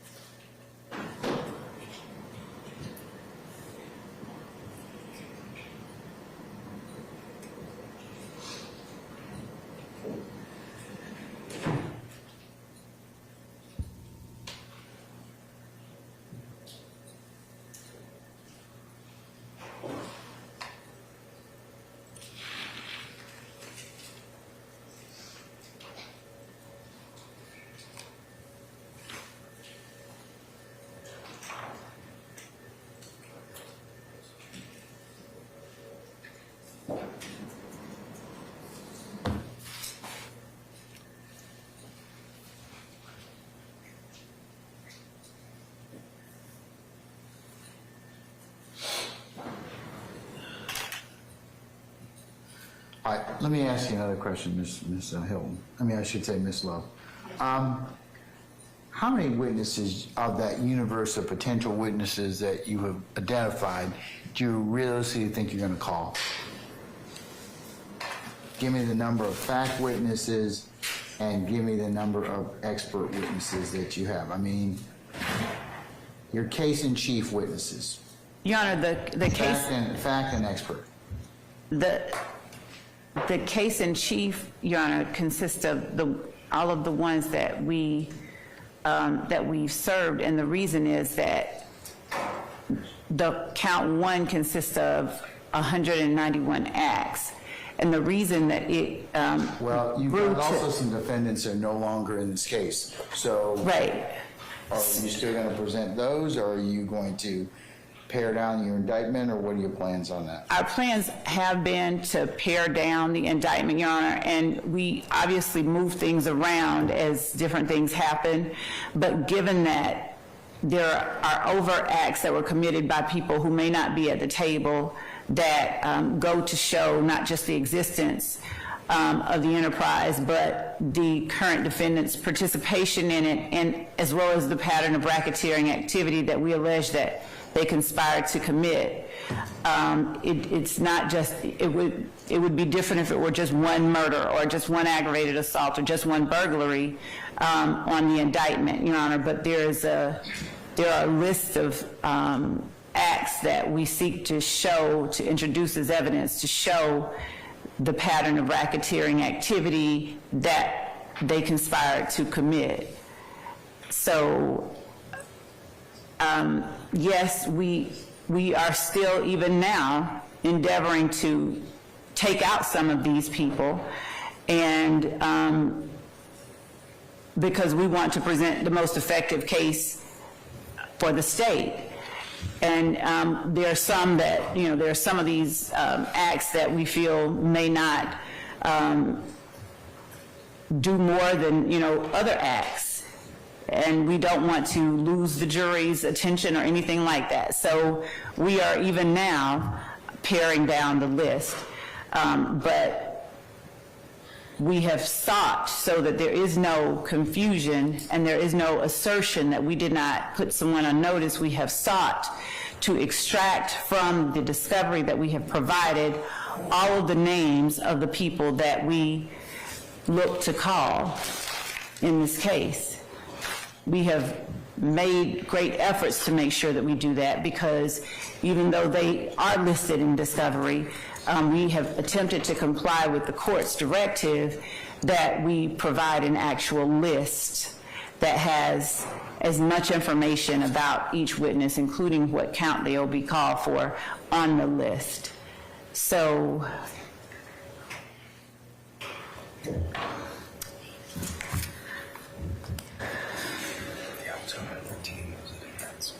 it seems like that if my math is correct, that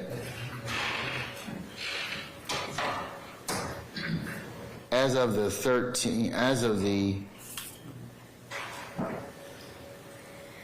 8th of September, you had 632 witnesses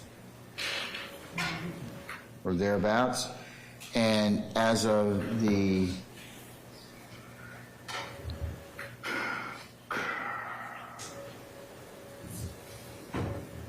current, you have 737. So since September, we've had at least 105 witnesses. Am I off? Do I disagree? Your Honor, I would say that the list itself may now include that number of people, but again, these are people that are identified in the information that we've provided, and we've sought to extract from that information and make certain that we've listed all of the people that we anticipate using at trial. But, these aren't people that are new to the case or newly made known to the defense. And we certainly aren't and haven't attempted to hide any witnesses or anything like that. And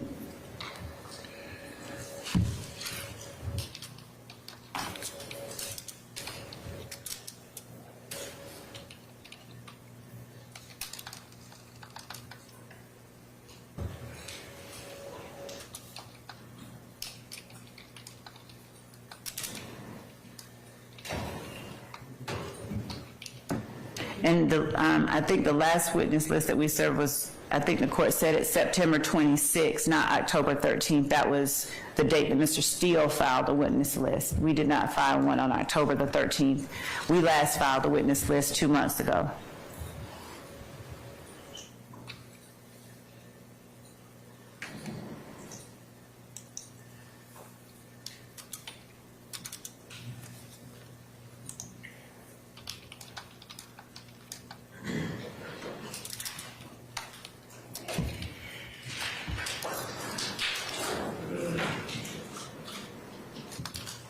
And while we're not asking that anybody make a decision about whether or not to file a speedy demand or forego having an opportunity to properly interview witnesses, Your Honor, we put forth that given that we are making efforts to present and give to the defendants, at least a week out, what witnesses that we intend to call, we would propose that rather than even considering excluding them, that the court simply require that before the state puts particular witnesses on, that the defense be given, that opportunity to interview the witnesses.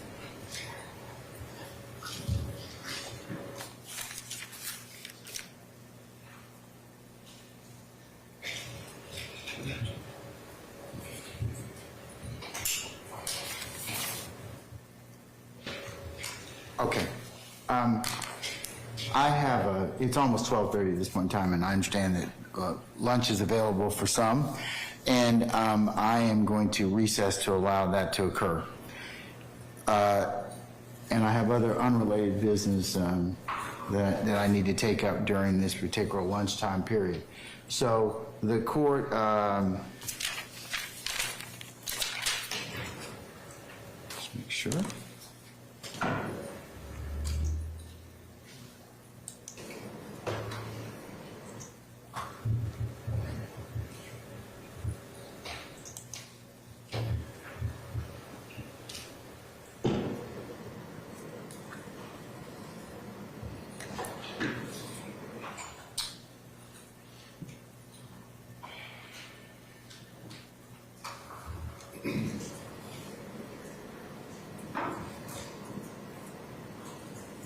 Let's say we come back for, let's shoot for 2:30.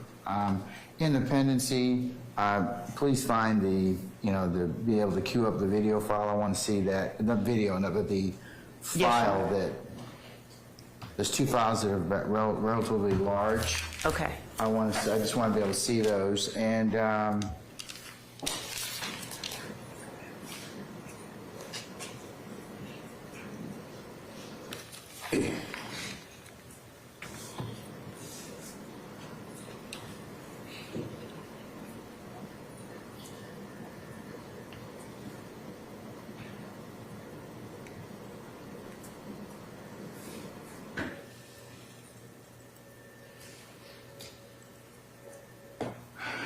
then we can take things from there, okay? Your Honor, may I ask, just before we recess, an administrative question? No, I need to take it, so Okay, that's what's fine. your administrative question? I just wanted to, in regard to the constitutional, I do have some exhibits. I know Your Honor said they were due by noon. We'll take it after lunch if that's fine. You can hand them out to the other parties should you Thank you, choose sir. to do so. Okay? Yeah, go ahead and do that. All right, we're going to be in recess until 2:30. Thank you, Judge. Thank you, sir.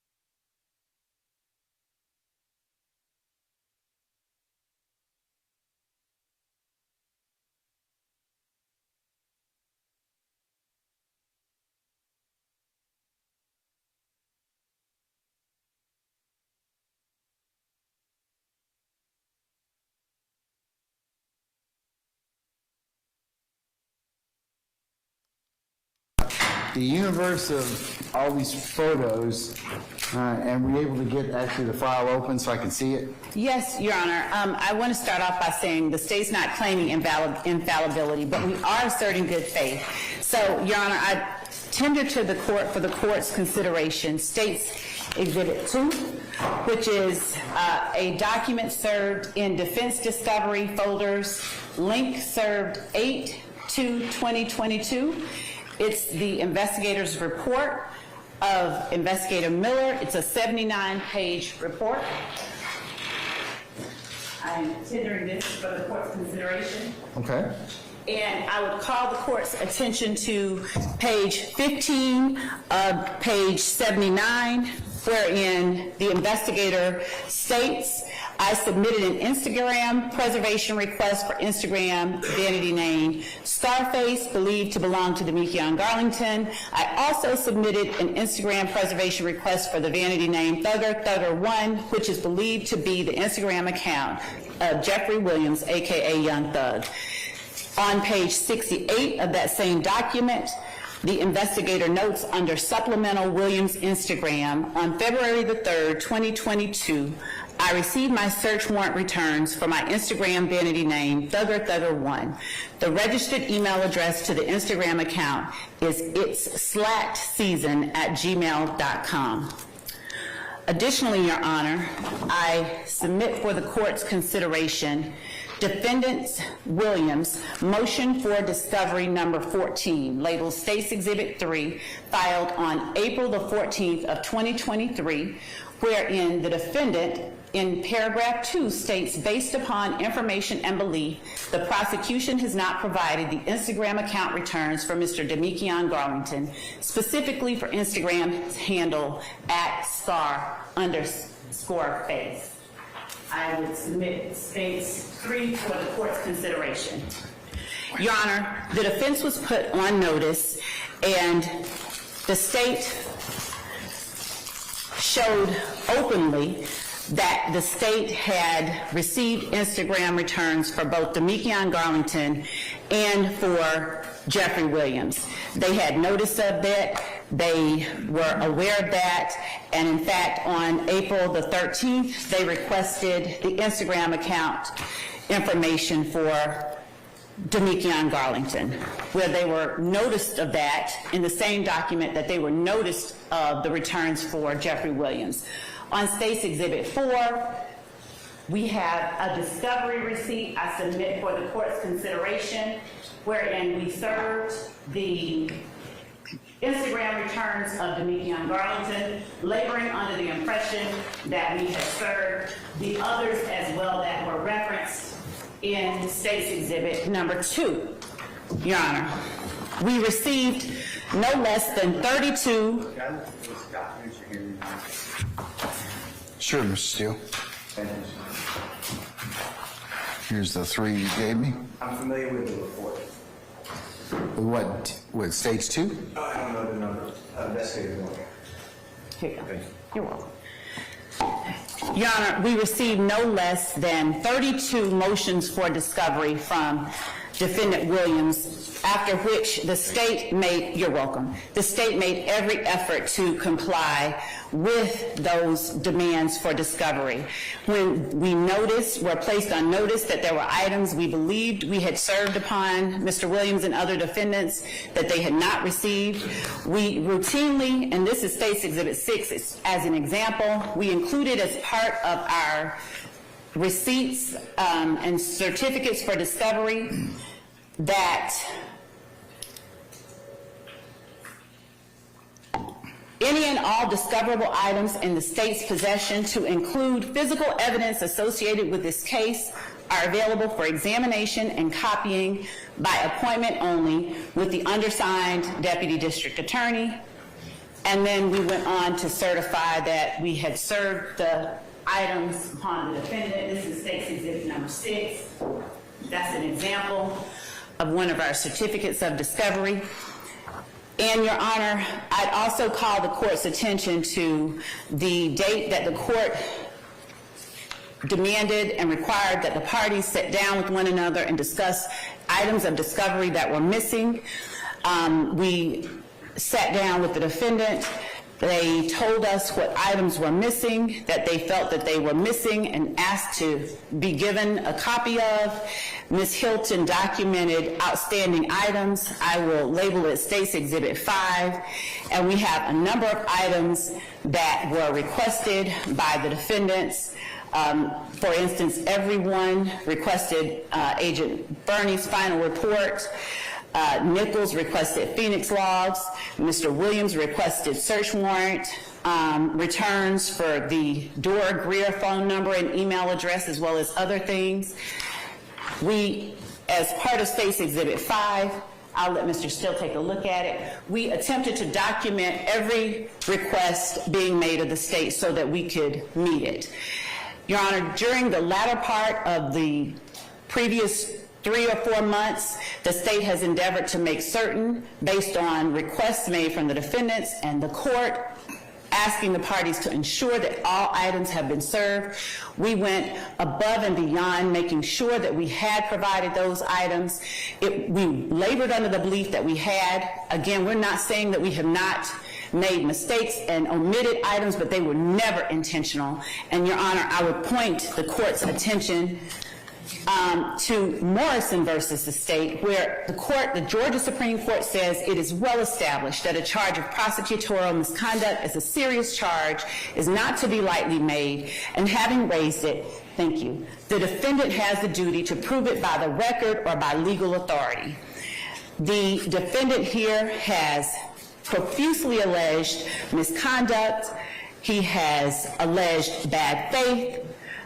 He has alleged prejudice, but starting, Your Honor, just with bad faith, he has failed to show one instance, one shred of evidence that the state has ever in any way acted in bad faith. And I submit State's Exhibit 5 for the court's consideration, where we documented the items that were requested, and notably absent, given the defendant's claim here today, is the search warrant return for Thugger 1, that the defendant had notice of, that the state was in receipt of, that the state labored under the impression that we had provided to the defense, and that they never once asked for. They asked for Damian Garlington's account and return, but never once asked for Jeffery Williams, Your Honor. Okay. What about the file that says do not serve? That, Your Honor, had items in it that were inclusive of Social Security numbers on medical records that we wanted to make sure that they were not improperly given out to anyone. There was nothing in there, and in fact, we served the folder itself after we made sure that there was nothing in there that was of a nature that was not to be publicly disseminated. That is all that was. There's never been any effort. We would not even why would we even put in a folder something that we didn't need or want for them to see, and didn't know or want them to know that we were trying to redact or in some way make certain that they have the information that they're required to have. State's Exhibit 7, Your Honor, is just a thumb drive that contains all of the motions for discovery that Defendant Williams has filed with the court. All of the requests, I can pull that up for the court as well and show that not one of them includes Jeffery Williams' Instagram returns. Your Honor, the purported evidence, for instance, the folder that says do not serve yet, that the defendant cites in support of his assertion that there has been bad faith on the part of the state, is completely void of any such evidence, Your Honor. There is no,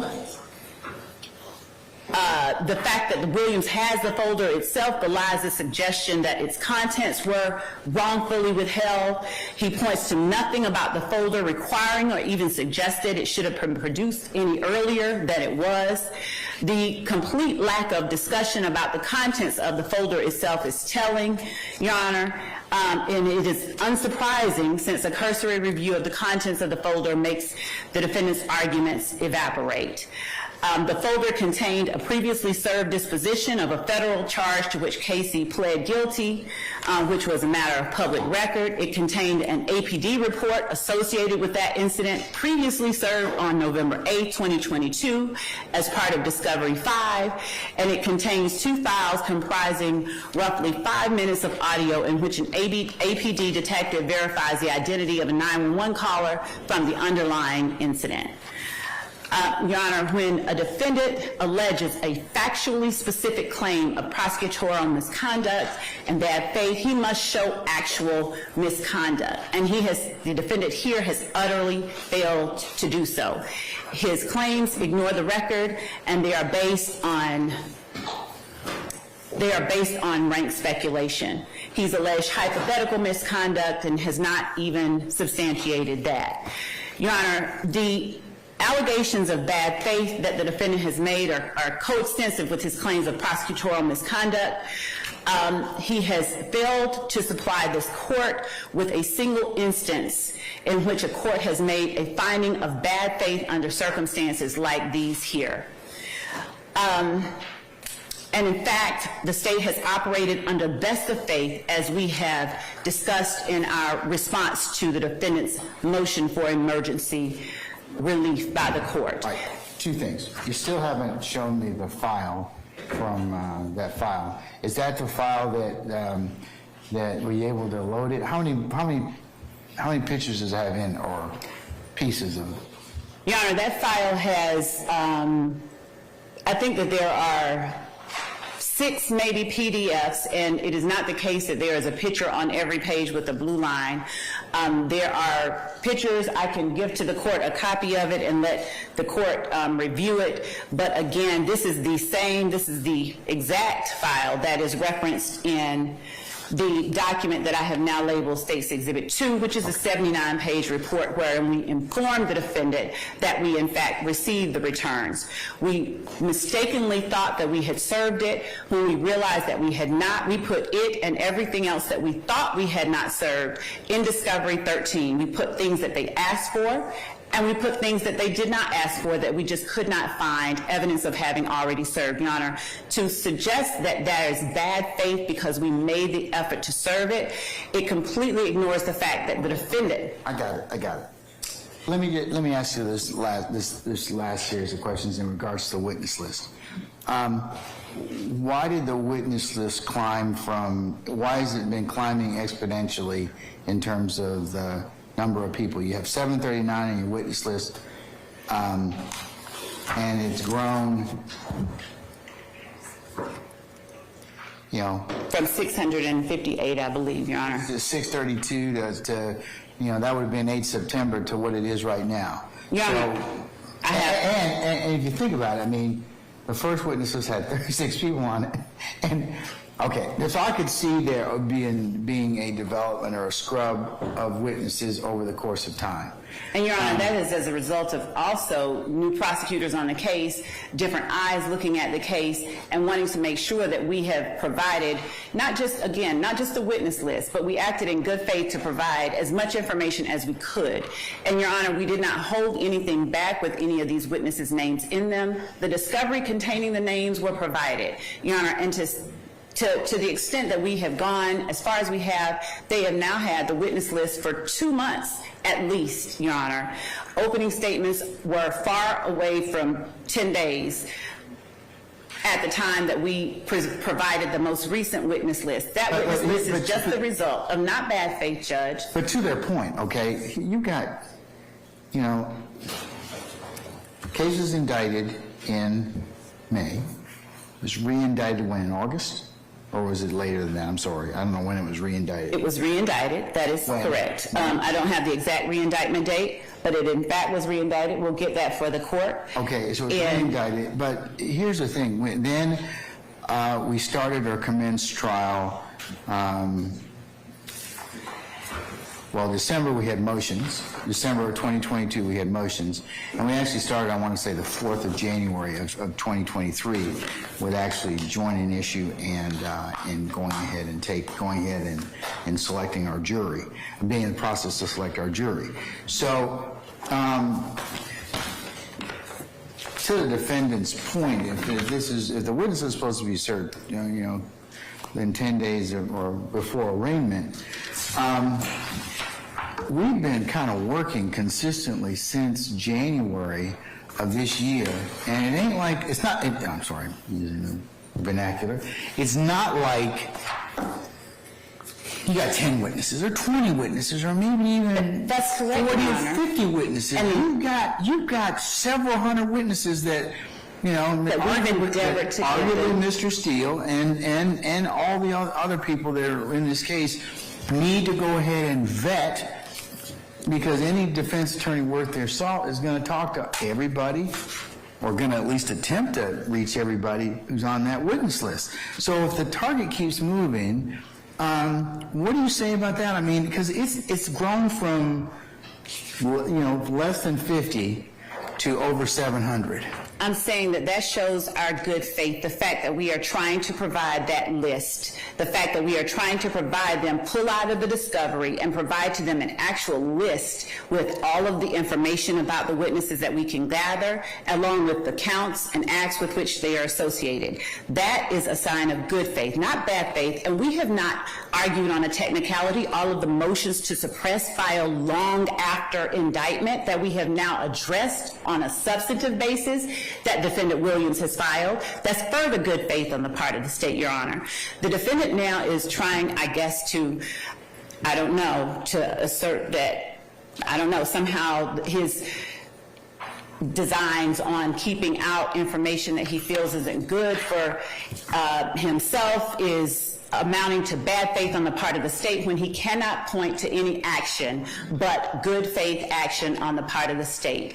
Us providing those witnesses, more signs of our good faith, Your Honor. There is no bad faith, and it is necessary, Your Honor, to find bad faith, ill will, intended bad faith, and prejudice in order for the court, for courts to sanction the extreme remedy of excluding evidence or excluding witnesses.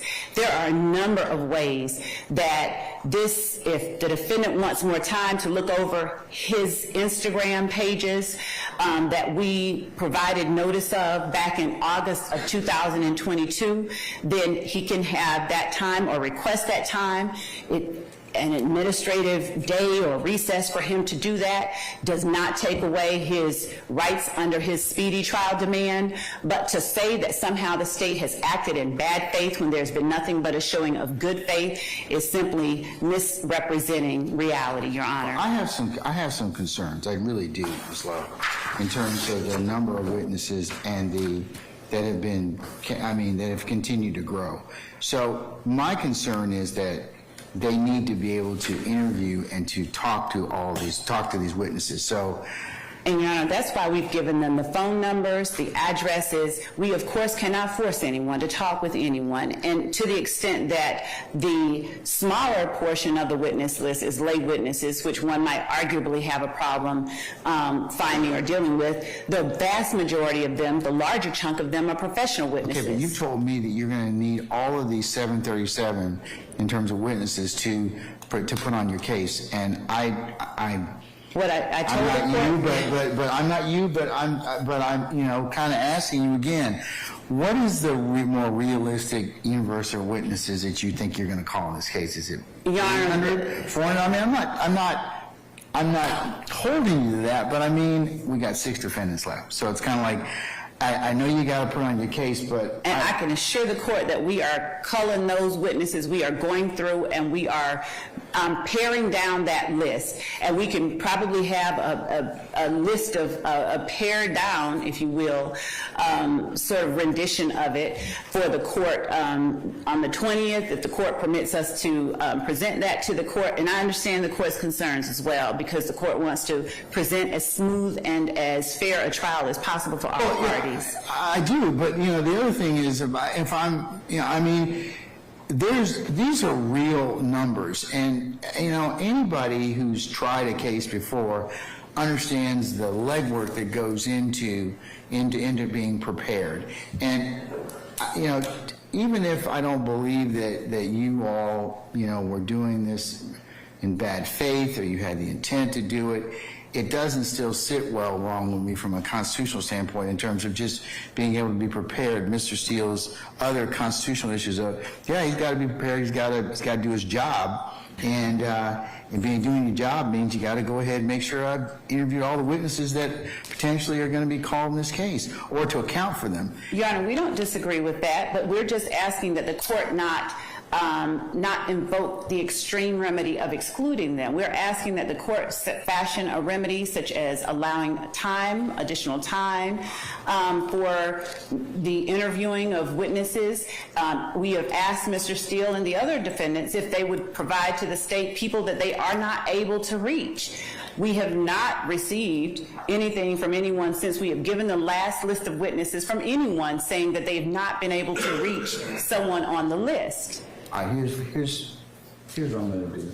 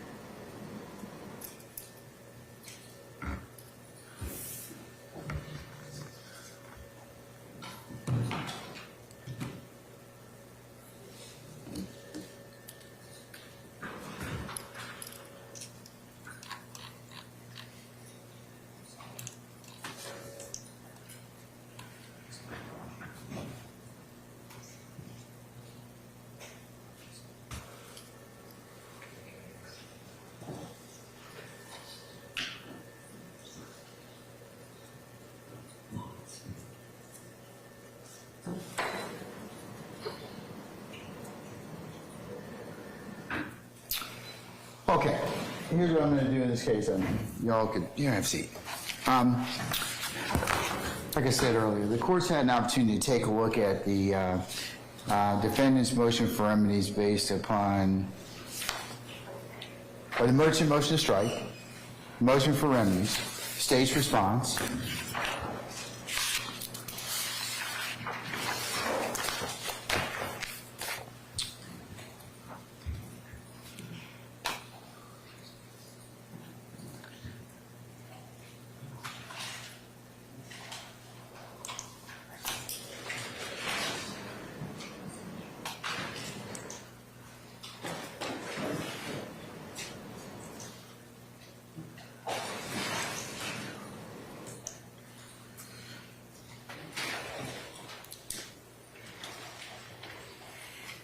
and Williams motions in limine from 26 through 32.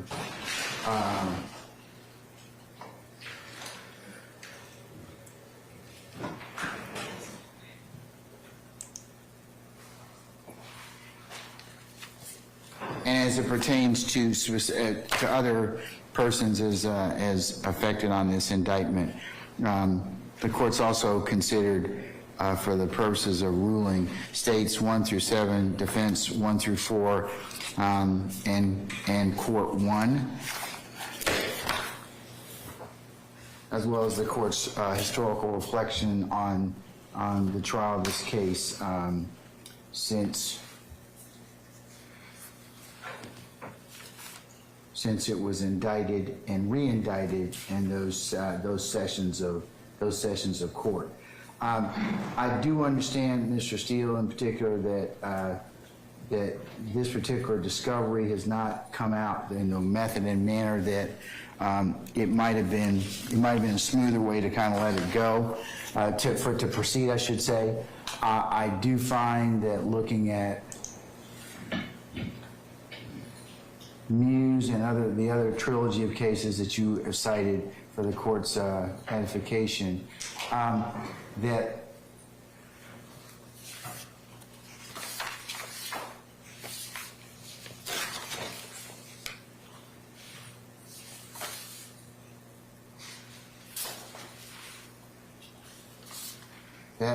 under OCJ 1716.3, a copy of the indictment accusation list of witnesses furnished.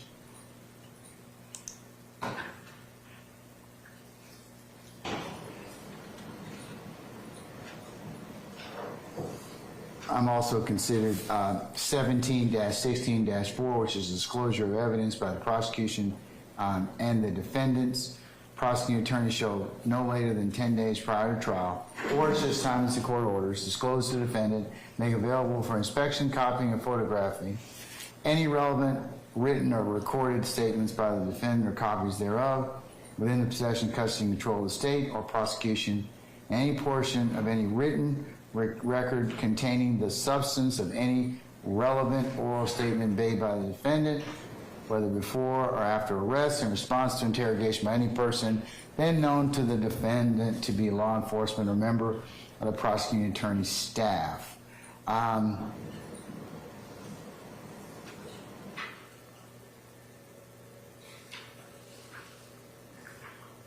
Then 2 also says you should, the state shall no later than 10 days prior to trial, or otherwise ordered by the court, furnish the defendant a copy of the defendant's Georgia Crime Information Center of Criminal History.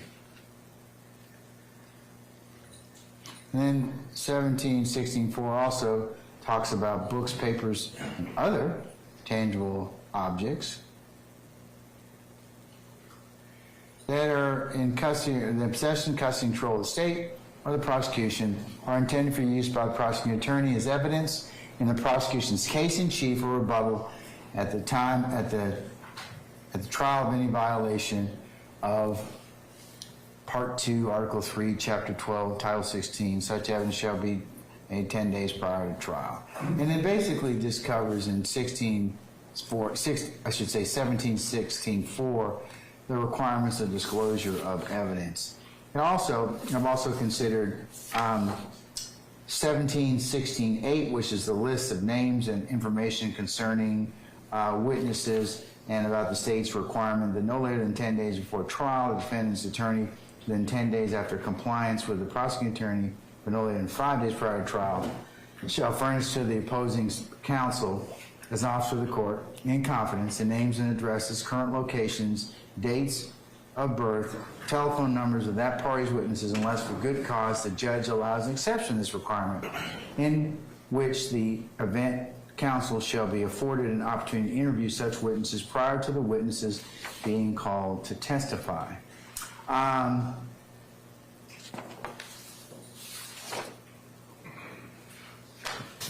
then 1716.6 says that it gives the court what to do in terms of failure to comply with discovery requirements. And as with many of the cases to include, the court has considered to include Muse, which has been cited earlier, at 316 Georgia 639. If at any time during the course of proceedings brought to the attention of the court, the state has failed to comply with the requirements of this article, the court may order the state to permit discovery or inspection, interview of a person, grant a continuance, or upon showing of prejudice and bad faith, prohibit the state from introducing the evidence not disclosed or presenting the witnesses not disclosed, or may enter such order, other orders it deems just under the circumstances. And then it gives a reciprocal issue if the defendant doesn't disclose or fails to comply with the requirements of this article. The defense has so it's the same as being with reciprocal discovery. The responsibilities are the same. I know that the statute 1716(8) says 10 days before trial. I know we've commenced trial, and we commenced trial in January, but we have had a long and very arduous jury selection process, and we actually, even though we've commenced trial, we joined issue back in January the 4th of this year, we still have, the jury will then be asked to hear this matter. So ordinarily, while I'm reading what the requirement of 17-16-8 and the other statutes read together comply with, there is a continuing requirement for those particular statutes to continue to be adhered to. I have some concerns about how the discovery has been meted out in this case. That bothers me because, you know, being an advocate, you do need to get ready for trial, but I don't. And looking at the case law,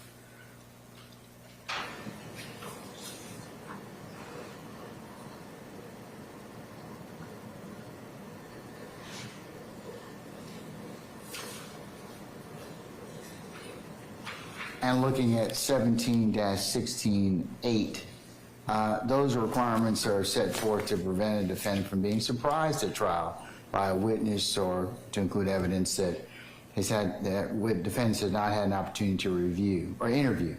So I'm supposed to look at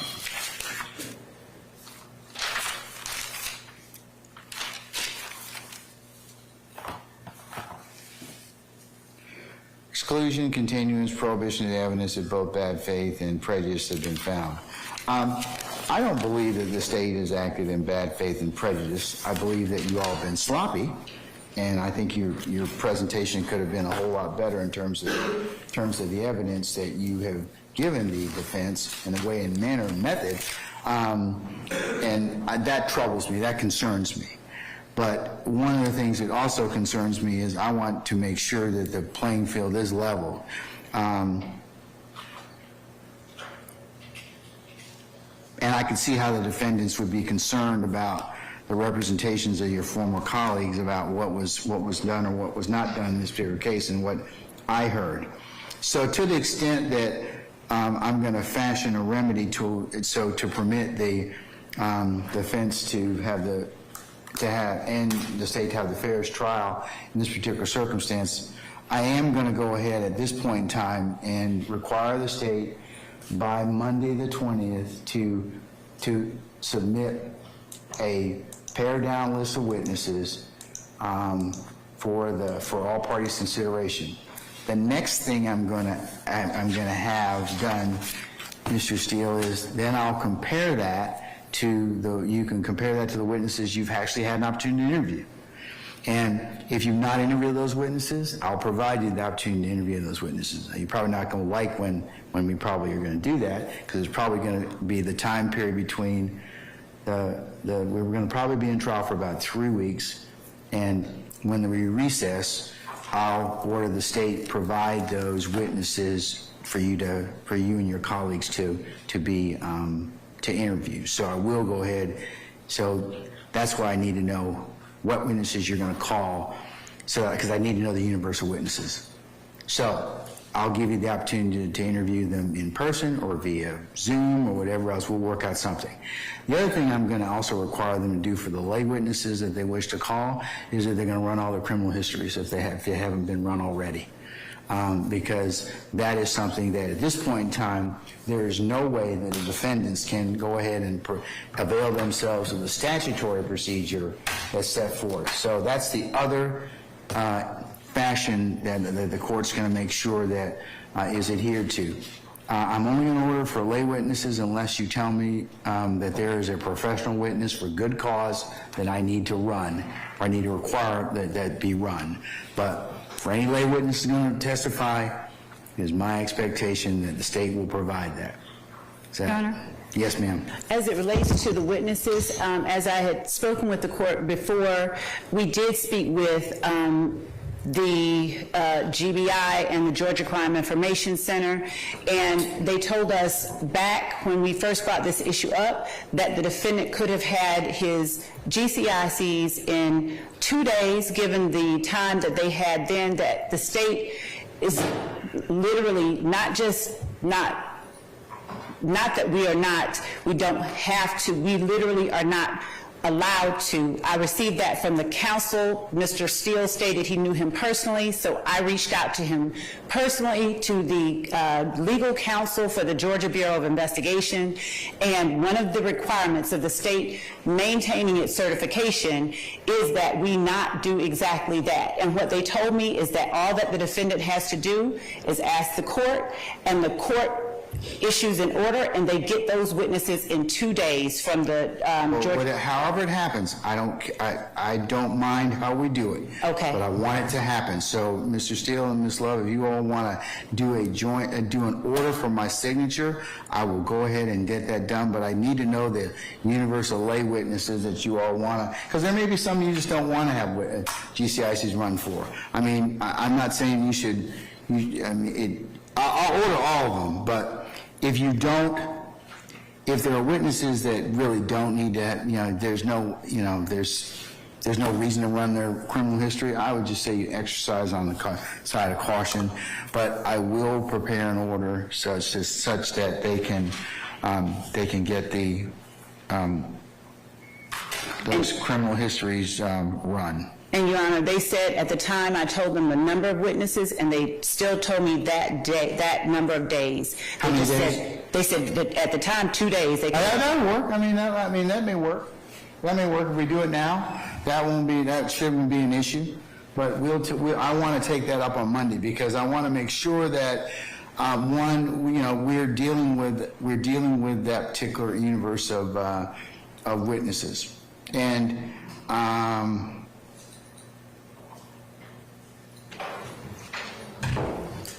I'm finding that email so that I can forward it to the court and to counsel for each of the defendants regarding how to do it. I want you all to think about or be prepared on Monday to go ahead and write and prepare. Just have the court sign that order. But I at least would like to know by Monday how many witnesses you are planning on calling. I think that would be helpful, because if it's not this many, I mean, you can, just like much akin in civil cases, you may have, hundreds of witnesses that might be subject to call, but there's the may call list, there's the will call list, and then there's everybody else, the kitchen sink list. All right, so, I mean, if you definitely know you're going to call these people, then, we're going to call these people. Okay. You're going to call, but subject to other things.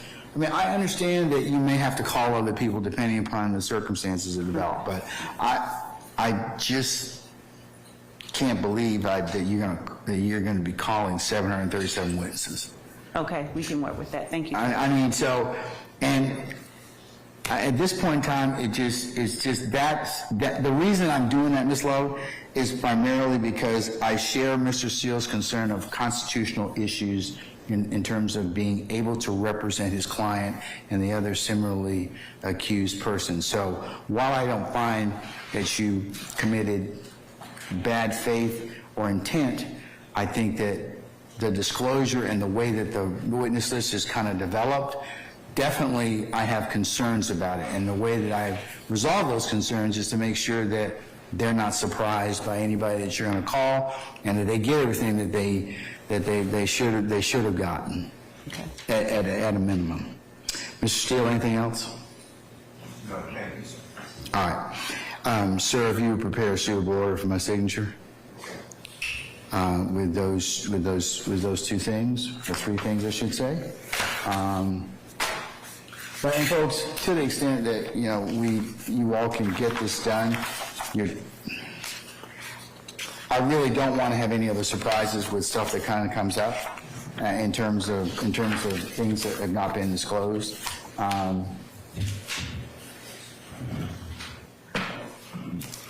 I understand this, I really do, but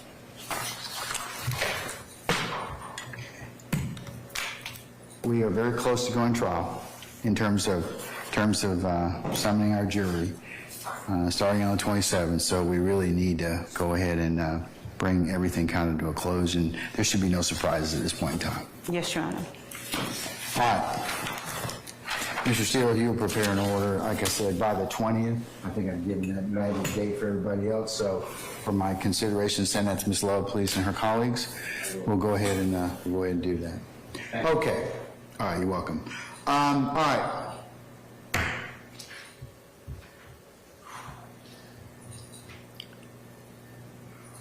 Ms. Juhelski,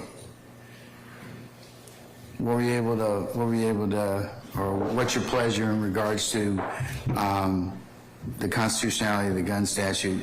I hope that you've had an opportunity to take a look at Massey. That's why the court was kind of concerned about that. Understood. In terms of just being able to perfect the record, because it seems like no matter what kind of analysis, constitutional or otherwise, that the court makes, they still need to have, that was not done. At that point. At that point. So this court doesn't kind of want to make that same mistake and wants to go ahead and at least, that's why Mr. Harvey was very, I think, thoughtful in putting that together in terms of just the evidence that the court would be able to sift through for themselves to determine whether or not that framework is something that they can consider as being Absolutely. being the determination of whether or not it's a citizen, the persons are citizens for purposes of then application to particularized statutes. And to that point, Your Honor, the state agrees, and I appreciate Mr. Harvey's submission. We, as stated yesterday, we believe that we don't get to the point where the state has a burden, but in the interest of caution, I have prepared some exhibits that I've allowed my counsel to review, and I have an index that the court can view as I'm going to run through them and ask them to be Okay, admitted. I'll take the index, please, sir. Yes, sir, if I may approach. You may approach. And these are all authorities that were cited in the September 19 brief, so there's no surprises here. These are just actual exhibits of those authorities. So, and with the Honorable Court's permission, I'm just going to go through and list them and say where they are in the brief, and then I'll ask to admit them all in toto, and not sir. individually, just to save time. So just to get going here, Exhibit A is going to be Surefoot LC v. Surefoot Corp., 531 Federal 3rd, 1236. The pin site in the brief is 1243. It's a 10th Circuit case, 2008. That's at State's response at page 3, footnote 1. B is, it's a law review article by Carlton F.W. Larson, 4 exceptions in search of a theory, District of Columbia versus Heller, and Judicial Ipsi Dixit. That's 60 Hastings Law Journal, 1371, Penn site, 1372. That's also at footnote 1, page 3 of the brief. Exhibit C is going to be out of the book Firearms in American History at 1, by Charles Winthrop Sawyer. That's a 1910 publication. That's at State's Brief at 4. Exhibit D is going to be Poe v. Ullman. That's 367 United States 497. Pin site in the brief 542. That's also on page 4. E is going to be Ancient Laws and Institutes of England at page 3. Benjamin Thorpe. That's 1840 edition. That's going to be also at page 4. F. This is going to be from the Journals of the Continental Congress, published in 1776, and that's at page 205. It's a 1906 publication, and it was originally printed in the Pennsylvania Gazette on March 20, 1776. That's State's Brief, page 7 and 8. G is going to be a Maryland Act, Acts of Maryland 14, year 1776. It's cited in the brief as 1776 Mass Laws 479, Chapter 21. It's at page 8. H is going to be Statutes at Large of Pennsylvania from 1682 to 1801 at pages 559 and 560. It's a 1902 publication, also at page 8, State's Brief. I is going to be the State Records of North Carolina at 89. That's a 1905 publication. That's also at page 8. J is going to be a May 5, 1777 Act, and it's included in Henning's Statutes at Large at page 281 and 82, cited in the brief as 9 William Walter Henning. The Statutes at Large being a collection of all the laws of Virginia at 282. It's an 1821 edition, and that's cited at States 8. K is going to be 1779 Pennsylvania Laws 193. An act for disarming persons who shall not have given attestations of allegiance and fidelity to the state at sections 4 and 5. It's cited in the brief at page 8. 7 is a scholarly article, historical scholarship. The right to arms, does the Constitution or the predilection of judges reign? 36 Oklahoma Law Review 65 at 96. Robert Dolet wrote that, and that's at State's Brief, page 9. M is going to be another historical authority by Don B. Cates. Handgun prohibition and the original meaning of the Second Amendment. That's at 82 Michigan Law Review 203 at page 266. It's a 1983 article. That's at State's Brief, page 9. N is going to be also by Don Cates, a modern historiography of the Second Amendment. That's at 56 UCLA Law Review at 1211 at 1231 Penn site. That's note 100. It's a 2009 article. State's Brief at 9. O, Stephen P. Halbrook, to keep and bear their private arms. The adoption of the Second Amendment. That is from 1787 to 1791, and it's at 33. It's cited in the brief variously as 3 different items. One was Bernard Schwartz, A Bill of Rights, a documentary history. Another one was that it was a Boston Independent Chronicle newspaper article, and then also we cited as Stephen Halbrook, That Every Man Be Armed, 86, the revised edition 2013. But again, that's at page 9 and 10 of the State's Brief, and that's Exhibit O. Exhibit P is going to be the debates in the several state conventions on the adoption of the federal Constitution, 326. That's a 2nd edition, 1836 publication by Jonathan Elliott. That's at State's Brief, page 10.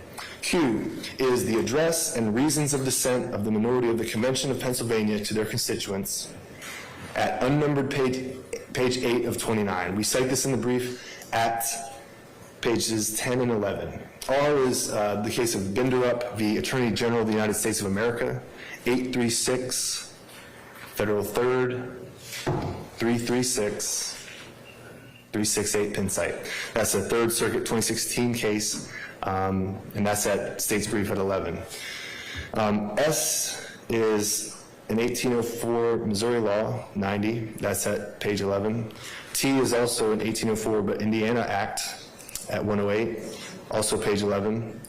U is 1806 Maryland Laws 44, that's also at page 11. V is 1851 Kentucky Acts 296, also at page 11. W is 1860 to 1861 North Carolina Sessions Laws at 68, also at page 11. And I think X is 1863 Delaware Laws 332, also at page 11. Those I include just so that I'm not accused of cherry picking history. Those are just some laws that were in existence at that time, Your Honor.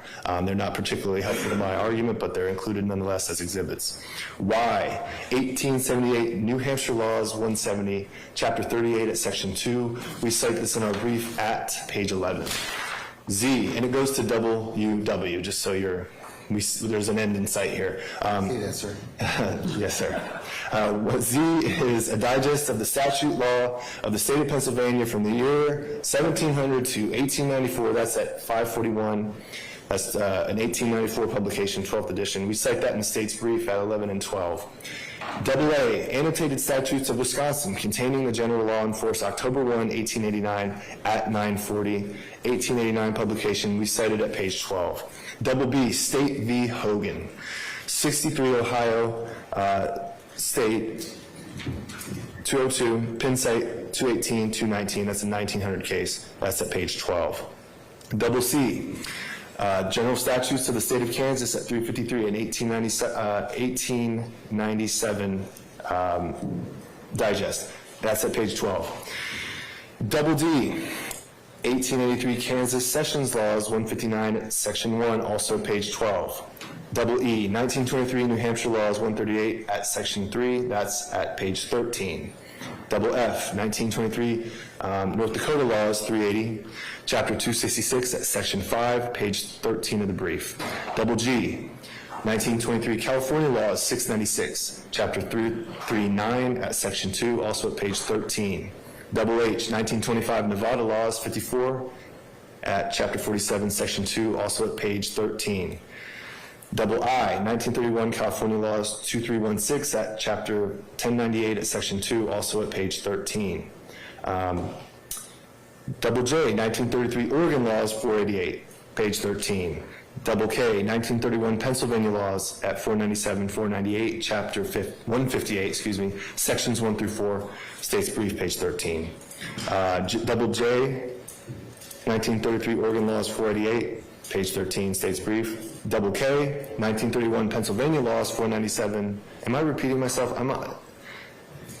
I'm going to go from KK. I'm probably repeating myself.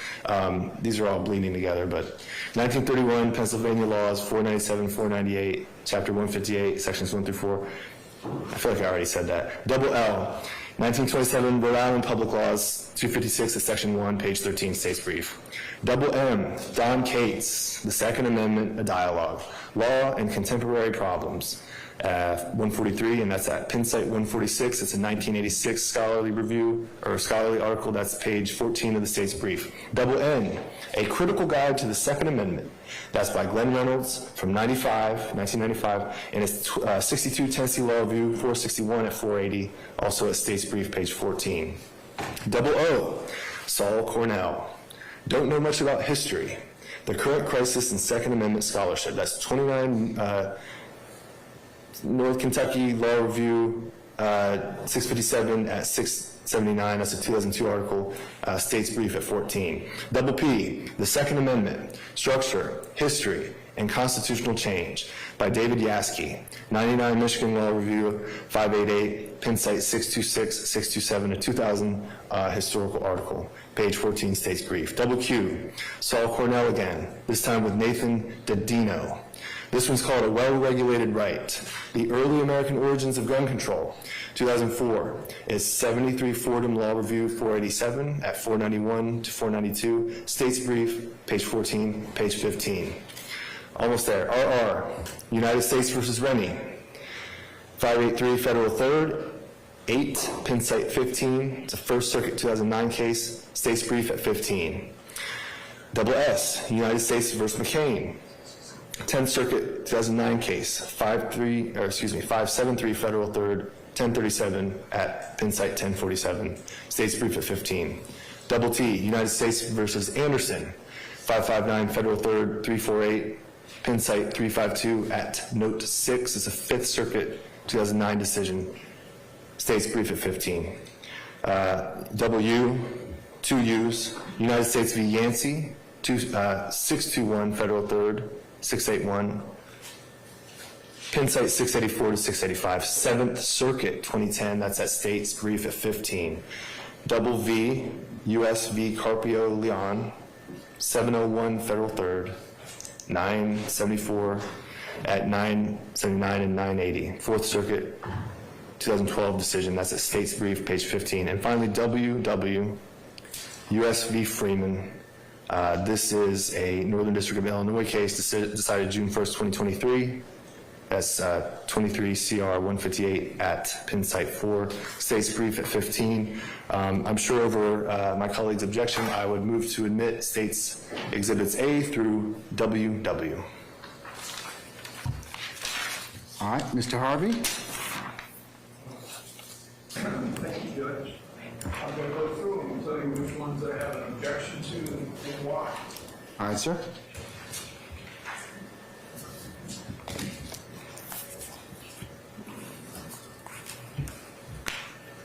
Shall I yield the? I hope you do. Can you grab that? No problem.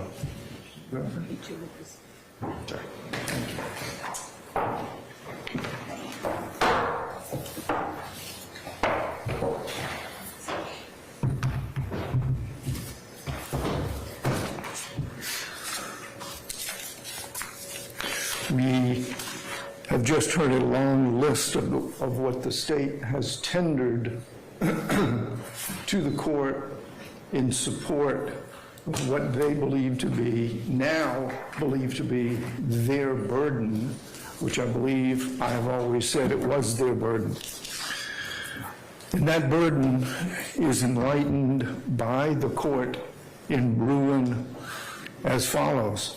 The scope, and this is what I argued yesterday, the scope of the protection applicable to the federal government and states is pegged to the public understanding of the right when the Bill of Rights was adopted in 1791. The Bruin Court specifies, and I will give you the exact quotes when I get to the particular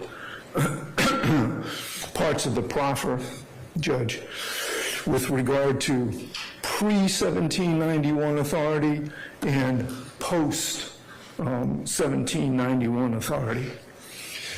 The first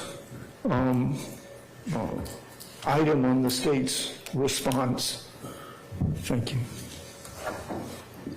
is a citation to a case in 2008 before the Supreme Court said that the Second Amendment confers an individual right on people to keep and bear arms. That was in Heller, which is a 2011 Supreme Court case. So for whatever relevance that case may have, I don't think it has any relevance to pre-Heller construing the Second Amendment as a personal right. I'm drinking smart water. I'm getting smarter as I go along. I hope. That's for the record. That's for the record. Yeah. Second, it appears to me that that is a 2009 law review journal. You can take a law review journal for whatever value it might have, but it certainly isn't a specific historical analog to either of the Georgia statutes. C, Firearms in American History, 1910. I wasn't pointed to any particular portion of that, and I don't know particularly what relevance that may have. Same thing with D, Poe versus Ullman, 367 U.S. 497, 1961. With regard to the pre-Heller relevance, I don't particularly see that. So I'm objecting so far to the first four, A, B, C, D. Now, we get to E.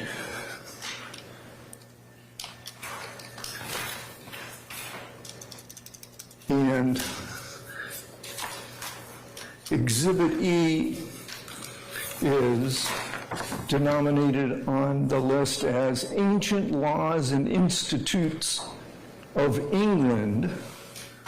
That's a one-page exhibit. On that one-page exhibit, I see, without any pages before, without any pages afterwards, a quote that says, "If a man furnish weapons to another where there is strife, though no evil be done, let him make," I don't know, let him make bot with, and that's not bots, but bot, with a number of shillings. So we've got an undated law, apparently of England. I don't even know where it comes from. I don't know what date. I don't know what anything with regard to that. And it certainly is not a prohibition on the ownership of weapons. The Supreme Court said, and I said I'd go with each one of these,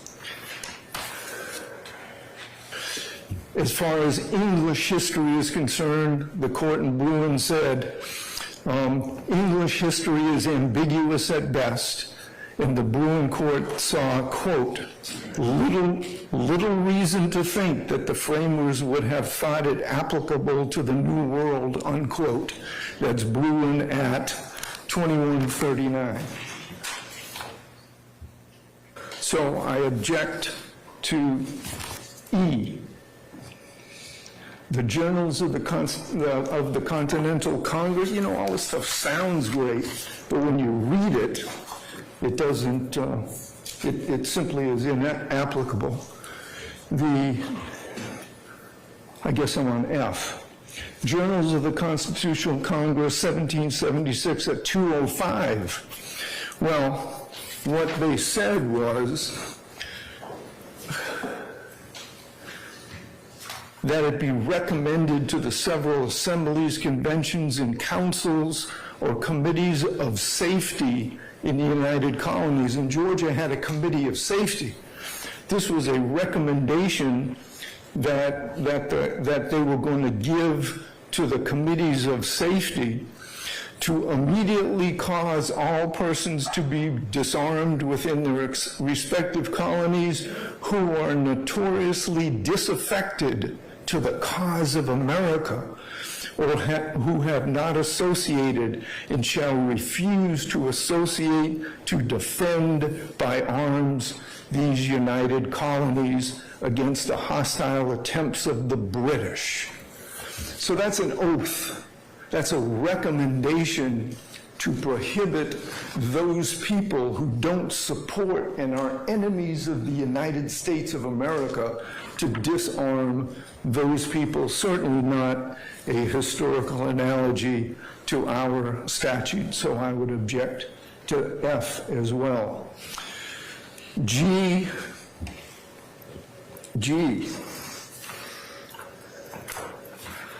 Now we're getting into the acts of 1776 in Massachusetts. 1776 happens to be, if I recall, Paul Revere's ride, right in the middle of the American Revolution.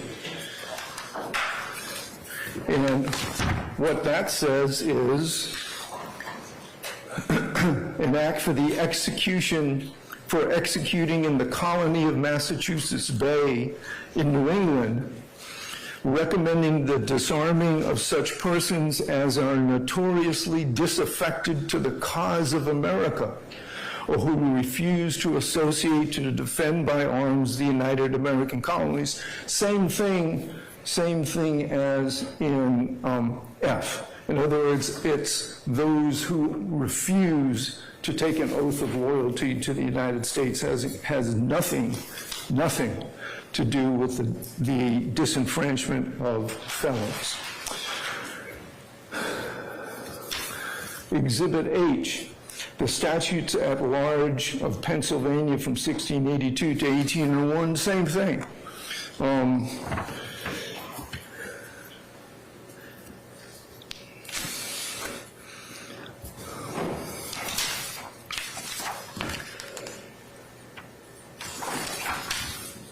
Recommending upon the Honorable Continental Congress recommended to us that we cause all persons to be disarmed who are notoriously disaffected to the cause of America, who have not associated and refused to associate, etc. In other words, exactly the same thing, disarming those who refuse to take the oath to protect America in the Revolutionary War.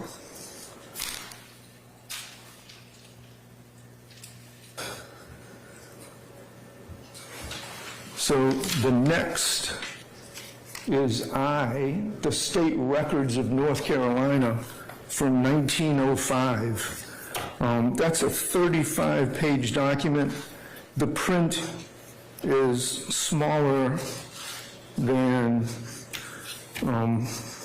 my bank account. I have absolutely no idea where in the 35 pages of supremely small print there is anything related to disarming any individuals. And I haven't been pointed to anything in that particular exhibit that shows anything with regard to disarming felons. So I'm objecting to that. J, again, May 1777, another oath who will not bear the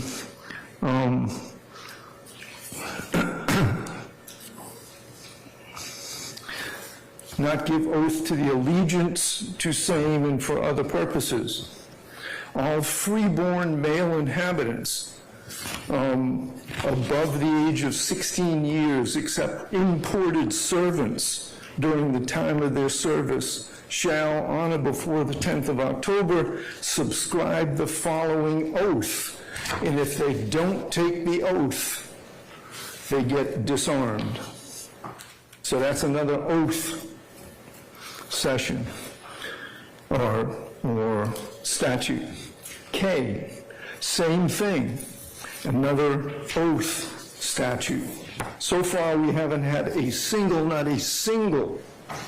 We're going to disarm felons. We're going to disarm permanently those who may be convicted of felons. So far, absolutely nothing.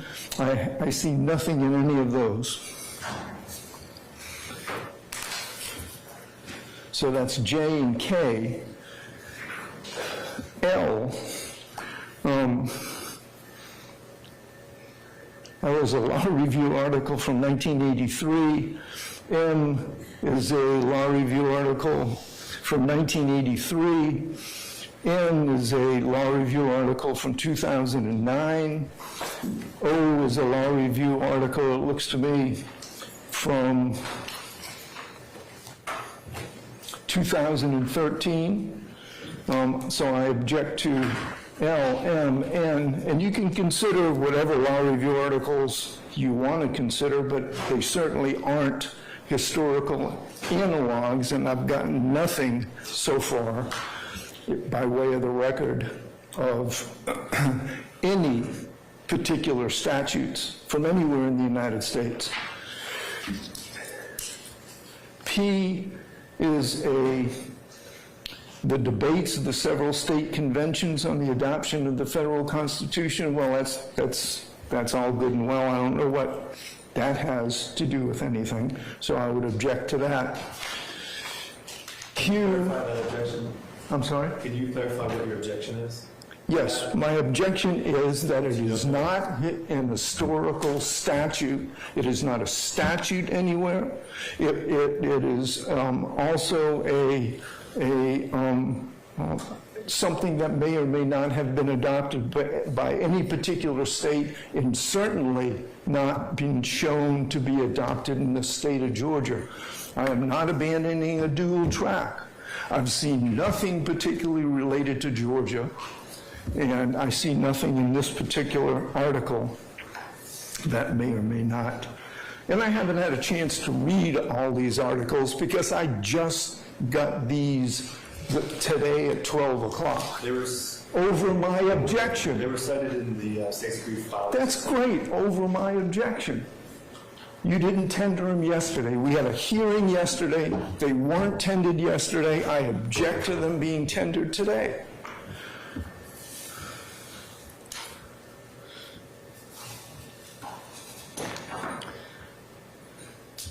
R is a pre-Bruin opinion, quoting another pre-Bruin opinion. To clarify, is there an objection to Q? Yes, there's an objection to Q, there's an objection to R. Now, let's get to S. What was the objection to Q? I'm not clear. Well, if you're not clear, I'm sorry. So I'm at S.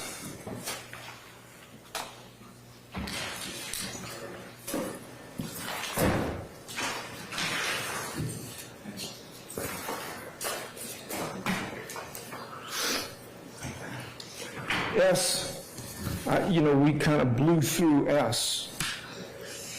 S is an 1804 Mississippi law. And that law says, no slave shall keep or carry any gun, powder, shot, club, or other weapon whatsoever, offensive or defensive.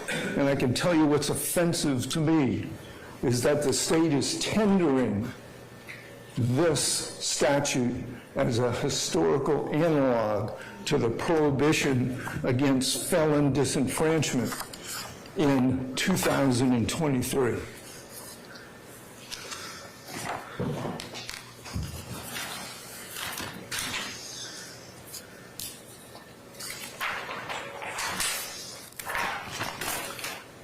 And for the record, the 14th Amendment, I think, renders explicitly racist laws in slave codes irrelevant to the Bruin analysis. Bruin does not even consider the many explicitly racist laws of the 18th and 19th centuries. A ban on restricted groups cannot be an historical tradition. Let's go with, so that is beyond objectionable. Let's go with T. 1804, Indiana Acts, a law entitled A Law Respecting Slaves, be it further enacted that no slave or mulatto whatsoever shall keep or carry any gun, powder, shot, club, or other weapon whatsoever, offensive or defensive. Again, if the state thinks they're going to rely on that as a historical analog to the current 1980 Georgia felon disenfranchisement law, then I think it's barred by the 14th Amendment. I think it's barred by common decency.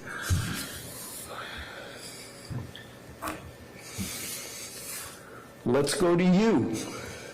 1806 in Maryland. And here's what the title of that statute in 1804 from Maryland that the state is tendering to the court. An act to restrain the evil practices arising from Negroes keeping dogs and to prohibit them from carrying guns or offensive weapons. That's what the state is tendering to you.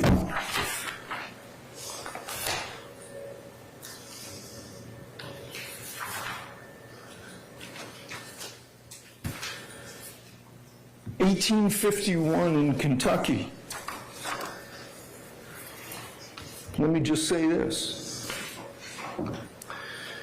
1851 is 51 in 8. It's 58 years after 1791.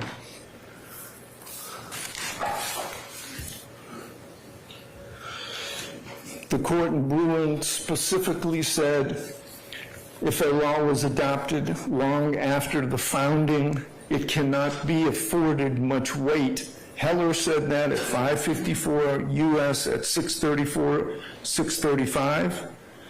Bruin at 142 Supreme Court at 2316 cautioned against, quote, giving post-enactment history more weight than it can rightly bear. Even if it's relevant, it's adopted too long after 1791, which is the relevant date. So, Exhibit V, 1851 Kentucky Act of dealing with slaves and suffering them to go at large. If any Negro shall keep or carry a gun or other deadly weapon, powder, or shot, the same may be seized by any free white person.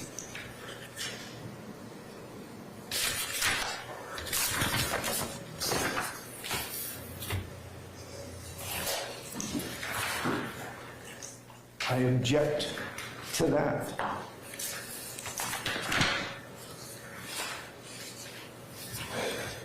And that was, what, V?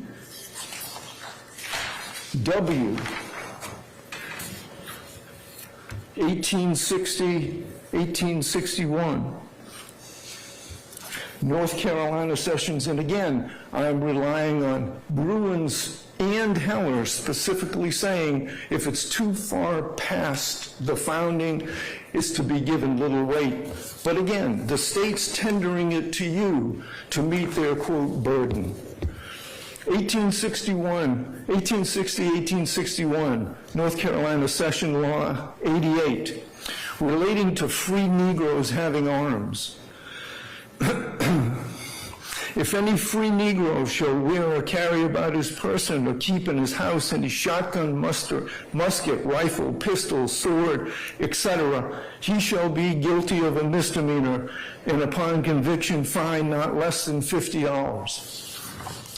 That can't be a historical analog to a felon disenfranchisement law.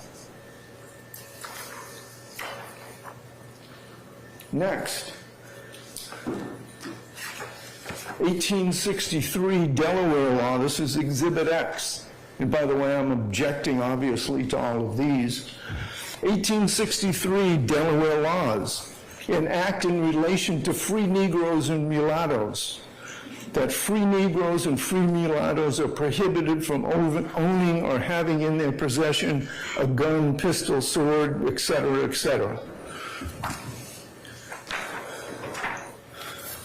So here's the state's proffer of laws that are historical analogs. The next is 1863. That is, well, I'm sorry. Maybe I missed something.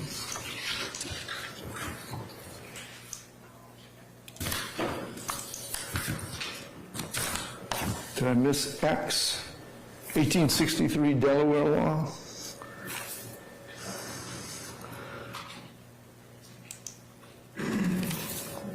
No, and if I may, Yes. again with S through X, I just put those in to avoid the accusation that I'm cherry picking. I'm presenting the history, warts and all.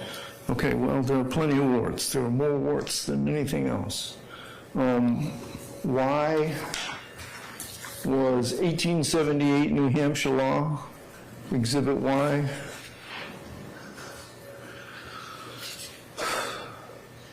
That's 87 years after the 1791 adoption of the Second Amendment, which prohibits a tramp from having a weapon. Any person going about from place to place begging and asking or subsisting upon charity shall be taken and deemed to be a tramp, and shall be punished by imprisonment at hard labor for not more than 15 months. And a tramp with a gun gets up to 2 years in jail, but doesn't get disenfranchised.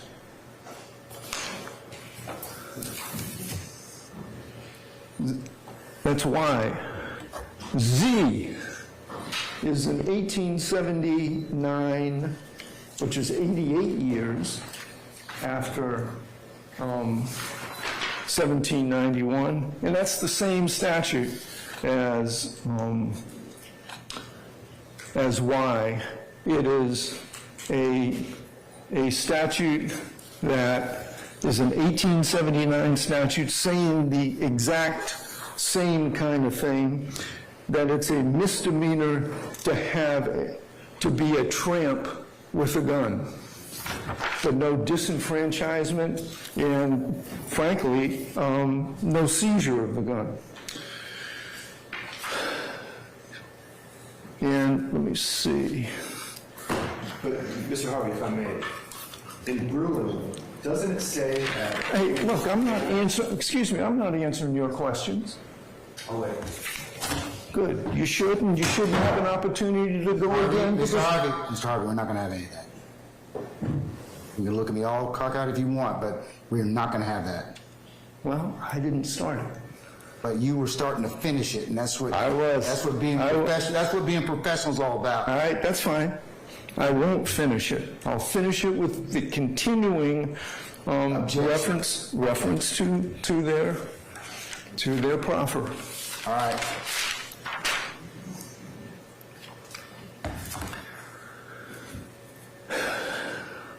Let's see, AA, annotated statutes of Wisconsin containing a general law being enforced in 1889, which is obviously well after 1791. And that statute is again a vagrant or tramp statute, and the penalty for a vagrant or a tramp or someone who is drunk and has a gun is imprisonment in the county jail at hard labor not exceeding 3 months, or by imprisonment in such jail in solitary confinement for not exceeding 10 days.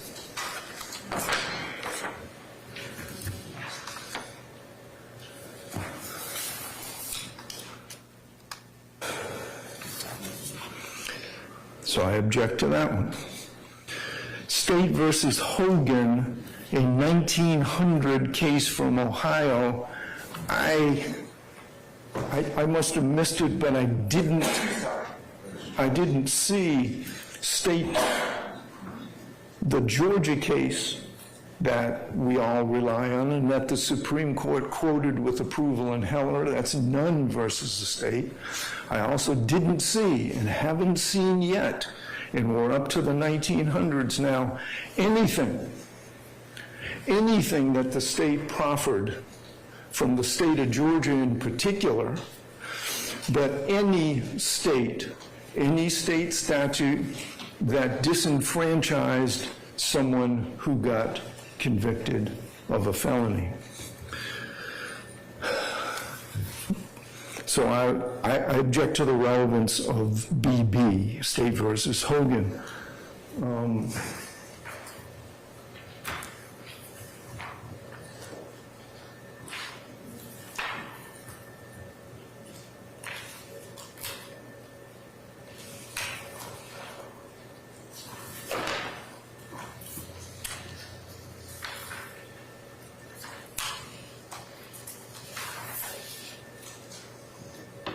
CC is an 1897 statute from Kansas, and CC is in 1897, which, again, I want to say that under Bruin, once again, at 142 Supreme Court pinpoint at 2316, cautions against giving post-enactment history more weight than it can rightly bear. This is many years after the 1791 enactment, and this prohibits carrying a deadly weapon. Any person who is not engaged in any legitimate business, or any person under the influence of intoxicating drink, and any person who has ever borne arms against the government of the United States, who shall be found within the limits of Kansas, carrying a pistol, bowie knife, dirk, or other deadly weapon, shall be subject to arrest upon a charge of a misdemeanor, fined $100 or 3 months in jail, or both. Again, I object to that as being any even remotely relevant as a historical analog. DD is an 1897, well, maybe it's not 18, let's see, DD. It's another Kansas statute. I don't know why I have 1897, but I'll take the state at its date. 1883 is what they have on DD. But that prohibits any person who sells, trades, gives, loans, or otherwise furnishes a pistol to any person of notoriously unsound mind. And the penalty for that, giving anything like that to a person of notoriously unsound mind, was a misdemeanor. I don't think that qualifies, and I object to that as a historical analog. Now we're into the 1920s. We're well over 100 years past the 1791 adoption of the Second Amendment. I guess by my limited ability to add and subtract the EE 1923 New Hampshire laws, that's 132 years after the adoption of the Second Amendment, and it specifies EE in 1923 way beyond the period that Bruin says is relevant.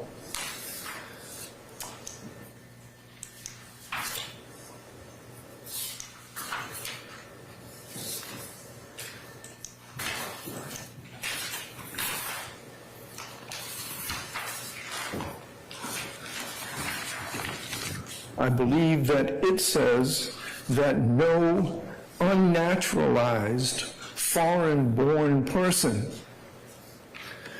and no person who has been convicted of a felony against the person or property of another shall own or have in his possession a pistol or revolver. God bless you. A pistol or revolver. A violation of the section shall be punished by imprisonment for not more than 2 years, and upon conviction, the pistol or revolver shall be confiscated. Now that may be the first that I've seen that the court might deem to be relevant to this inquiry. I say it's not based upon the exact wording of Bruin.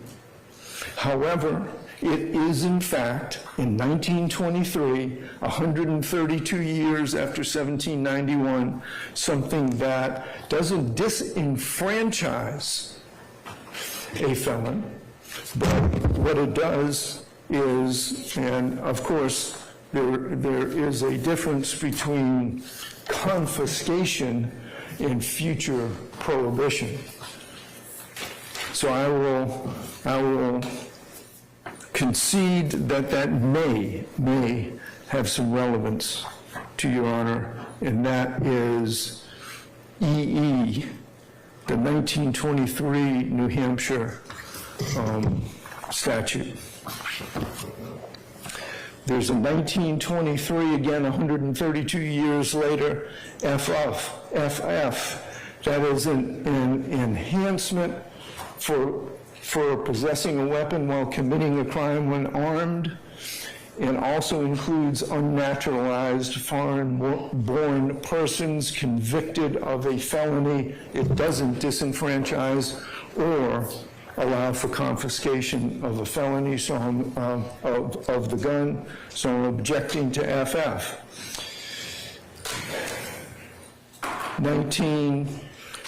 GG is the 1923 California law, again, 132 years after 1791, and again, it's a sentencing enhancement for someone committing a crime when armed, and it provides for confiscation of the arm, but not prohibition from future owning an arm. And again, it's not a felon disenfranchisement law. Number, let's see, HH. HH is a prohibition, 1925, 134 years after 1791. It prohibits felons from possessing a pistol, a revolver, or a firearm capable of being concealed, but doesn't prohibit the possession of long guns or guns. There is not a prohibition on owning guns, just on certain types of firearms. So I don't think that's certainly not a historical analog. IIJJKK. I think both of those three do prohibit felons in possession.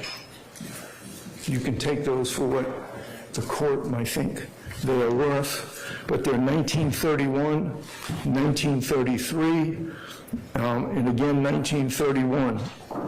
So you can take those into consideration. Again, I think they carry zero weight under Bruin, but they're felon disenfranchisement. They're felon prohibitions on possession of weapons. There's no showing by the state that they are permanent disenfranchments as opposed to confiscations. LL, the 1927 Rhode Island public law, is not a felon in possession law, and I would object to it. A 1980, MM is a 1986 law review article. I don't see the relevance of that. I don't see the relevance of NN. I don't see the relevance of OO. I don't see the relevance of PP. I don't see the relevance of QQ, all of which were written before Heller determined for the first time that there was an individual Second Amendment right to bear arms. RR, SS, TT, UU, VV, UU are all pre-Heller cases. VV is the only post-Heller case that I see cited, and that is a pre-Bruin case, almost a decade before Bruin. And there's one citation here, one little citation to a case from the Northern District of Illinois from this year. For what value that may have, the court can consider that. So those are my objections to the state's proffer. And of course, and I'm sorry, I had objected to the court allowing the proffer because yesterday, I believe, was the time that the state had to meet its burden. Again, I have seen or heard, and the state has not proffered a single, not an iota, not a scintilla of evidence regarding any felon disenfranchisement laws in the state of Georgia, or any statutes or constitutional provisions from the state of Georgia. I think that's where we are. So I objected to allowing the state to put these in, although I think, frankly, it helps me. Now, they had their shot. You graciously allowed them to present this, this mass of materials, which I scrambled to look at over lunch. And again, remember, it's not my burden. So the state has had an opportunity now to put into the record whatever they wanted to. I've made my objections. I think the record is ready for Your Honor to rule without any further argument.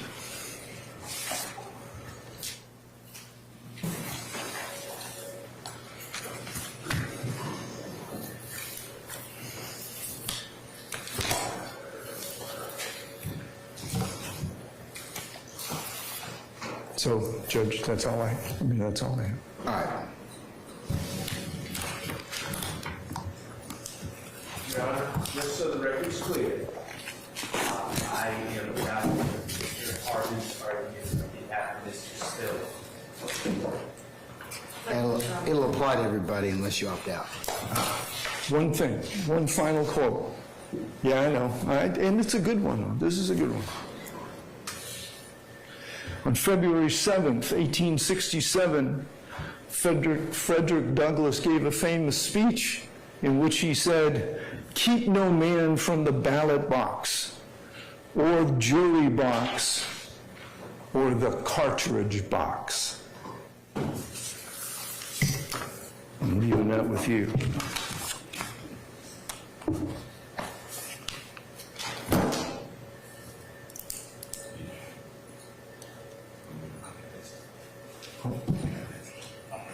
I got it.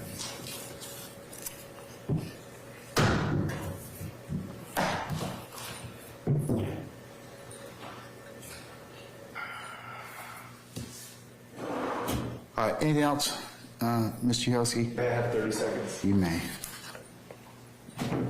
All right. Mr. Harvey went into great detail about how all these statutes that I provided are hundreds of years out of time. Instead, what I would draw Your Honor's attention to is Bruin at 2119, which says, and I'm going to quote, "Constitutional rights are enshrined with the scope they were understood to have when the people adopted them. The Second Amendment, 1791. The 14th, 1868. Historical evidence that long predates or postdates either time may not illuminate the scope of the right." Just to make that clear. Now, Mr. Harvey's also talked about how I haven't provided any Georgia statutes that prohibit felons from firearms. I don't need to. It's about whether the current Georgia statute is consistent with the nation's historical traditions, whether it's an oath, whether it's a legislature, whether it's a convention talking about what they want to have in the Bill of Rights. We're looking at the national history. I don't have to have a historical twin. I just need a historical analog. And from the briefing, I'll just reiterate, there is at least one.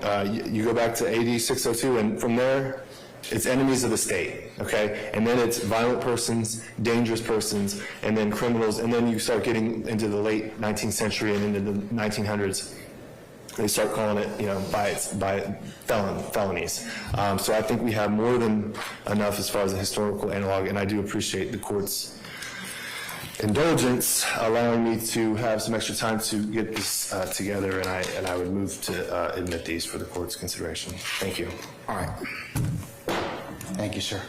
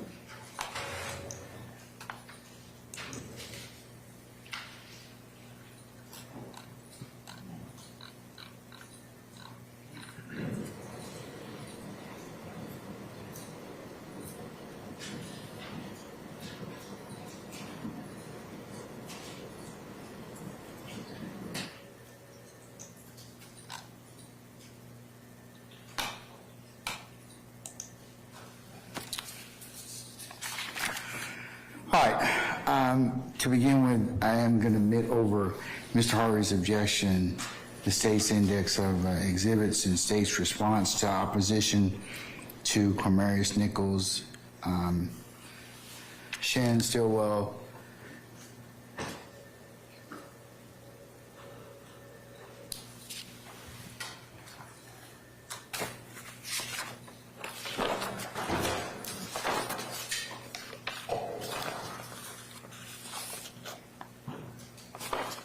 Monte Kendrick and others, and to all persons as set forth in this indictment, 22 SC 183572. The court, after hearing arguments of counsel and after considering the state's exhibits 1 through WW for consideration and submission for the record, as well as defendants 1,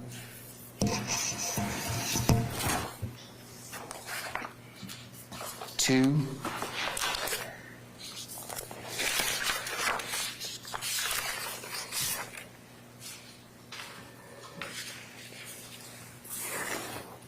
Your Honor, not to interrupt, may I approach and give these to Mr. Combs? which ones? The A through WW. Yes, you can give them to, in fact, you can give them to Ms. Thank you, Your Honor. Ms. Weaver.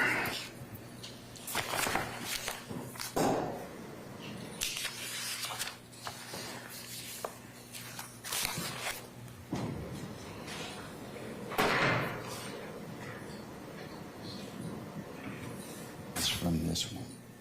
This one. This. Okay. Okay. All right. Okay. Yeah, I did. Okay. All right. And I'll link her.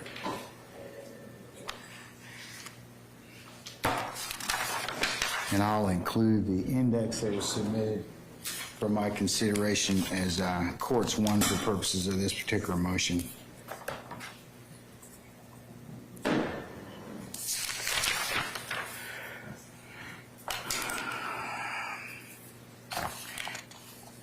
All right, after careful consideration and from the court's resuscitation of the issues presented,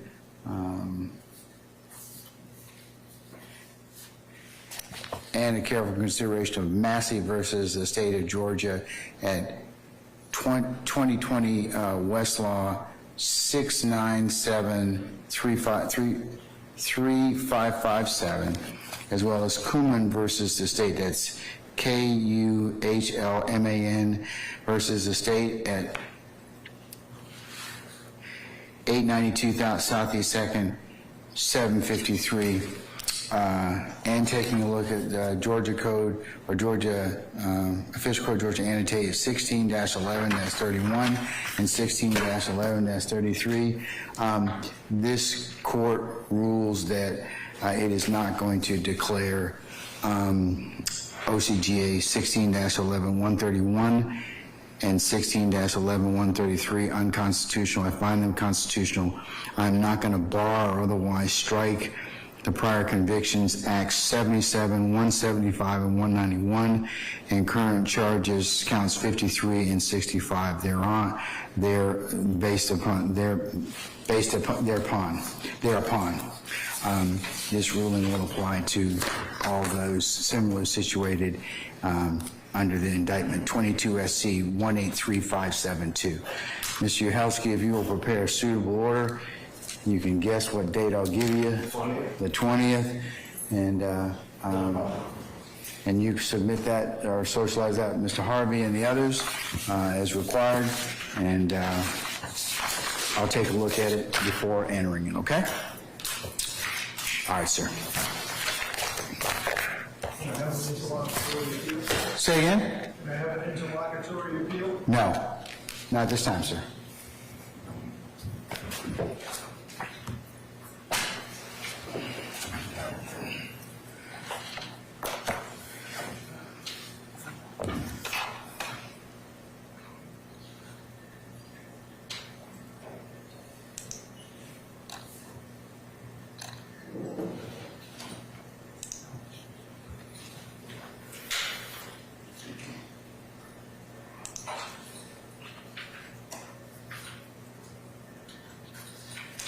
Okay,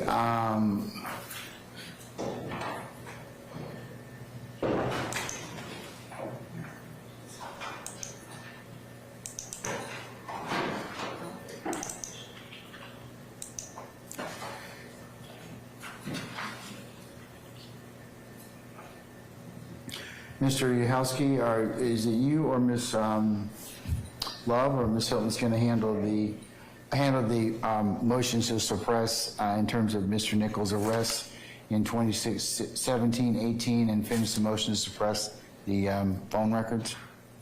Your Honor, I'll be handling the suppression of the 2017, 2018 statements. All right. Mr. House will be handling the cell phone. Okay, I think we're supposed to finish, we started the cell phone records. Is that correct, sir? Yes, Your Honor. Or ma'am? And then we can go ahead and, so which one do you want to do? We're going to take about a 5-minute break, and then which one do you want to start off with? We can start with the cell phone, Your Honor. All right, so we'll come back in about 5 minutes, Mr. Harvey and Mr. Stillwell, and we'll go ahead and finish these. We'll go ahead and take the phone records first. And Your Honor, prior to you taking a break, leaving Westmoreland, she spoke to me earlier. The state had not read a response to the particularized motions. We're ready to move forward. We have our witnesses here. However, we never had an opportunity to respond in writing. And so I think there was some concern about the fact that we had not responded in writing to their particularized motion. They filed their motion on the 8th, which was last Wednesday.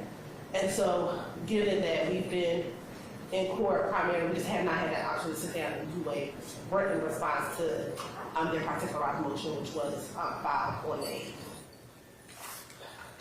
Okay, but you've been able to respond to their particularized motion? Not. Or do you have the witnesses to address that? You do have a witness. All right, then we'll take it from there then. Okay. All right, we'll see everybody in about 5 minutes.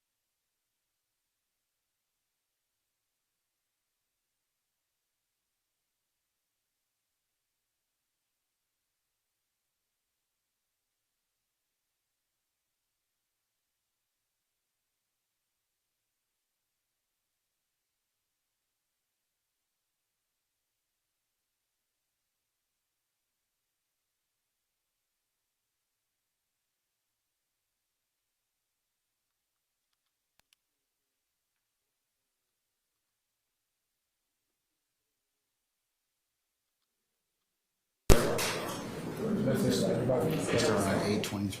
Yeah, is that the day?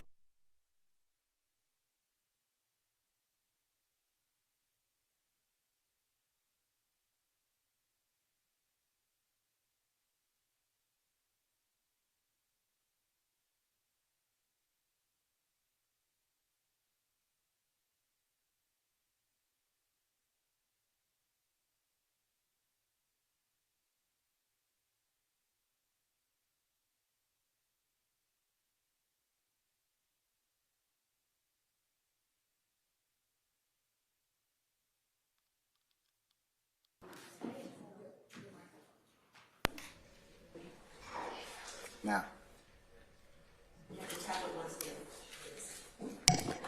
Good afternoon, Your Honor. now, yes. Ms. Westmoreland, on behalf of Defendant Nichols. Your Honor, we are ready to proceed on the cell phone motion. The reason why the state mentioned the 2017 and 2018 motion is because the state and defense counsel on behalf of Mr. Nichols spoke today and intended on asking the court jointly if we could hear this motion on Monday for two reasons, and you only had the chance to hear one. The reason is that late yesterday evening/night, we received new discovery on the motion to suppress, and we have not had the opportunity to review that discovery. Some of it's about the K-9, some of it's an Instagram video that started this whole investigation or investigatory stop. I think some of it's a manual, but I haven't had a chance to look through it. Additionally, while we've been in court today, we received some more discovery.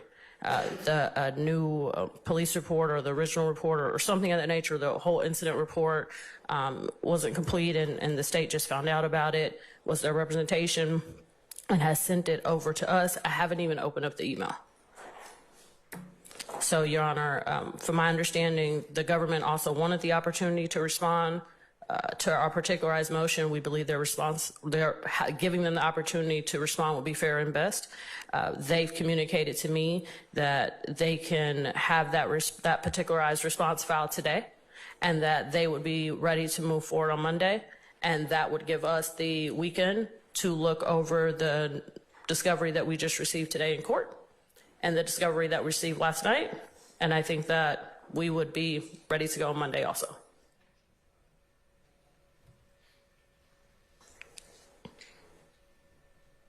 All right.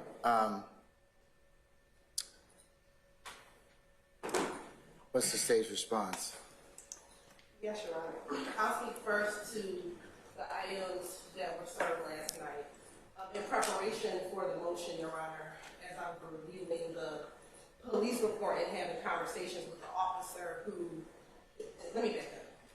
There's two stops. So there's a 2017 stop and a 2018 stop. As relates to the 2017 stop, there's nothing new that has been submitted.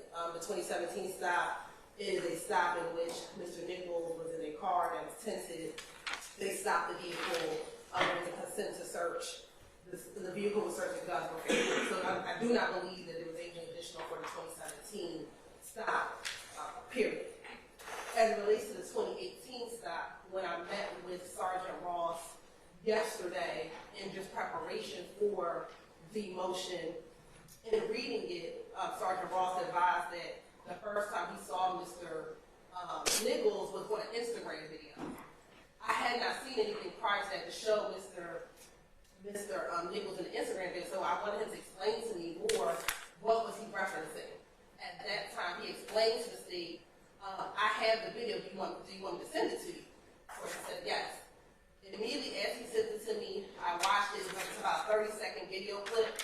I immediately sent that video clip over to defense counsel to show this 30-second video, but this is what he saw to end up doing the actual search of the vehicle. And so I needed that information, of course, to provide to the defense counsel.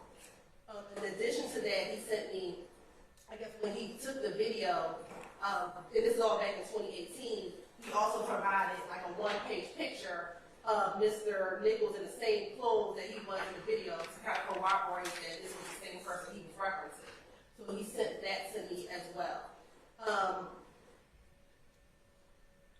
In the evening, later on, in 2018, so after the they bring out the canine. And so the canine has to sniff around the car. Well, in my experience of having motion suppressed in these types of cases, most defense attorneys want the canine certification. So I had to get that from that officer in order so I could serve that to make sure that defense counsel had everything that I generally know that they want in these types of cases, these types of suppression hearings. So I got all of those items. The only other item that was served, Your Honor, is the body-worn camera retention policy. So for APD, and I apologize, I didn't make a mistake. As it relates to the 2017 stop, the defense counsel had requested the body cam video. I'm sure we probably brought this before the court. That video is no longer in existence.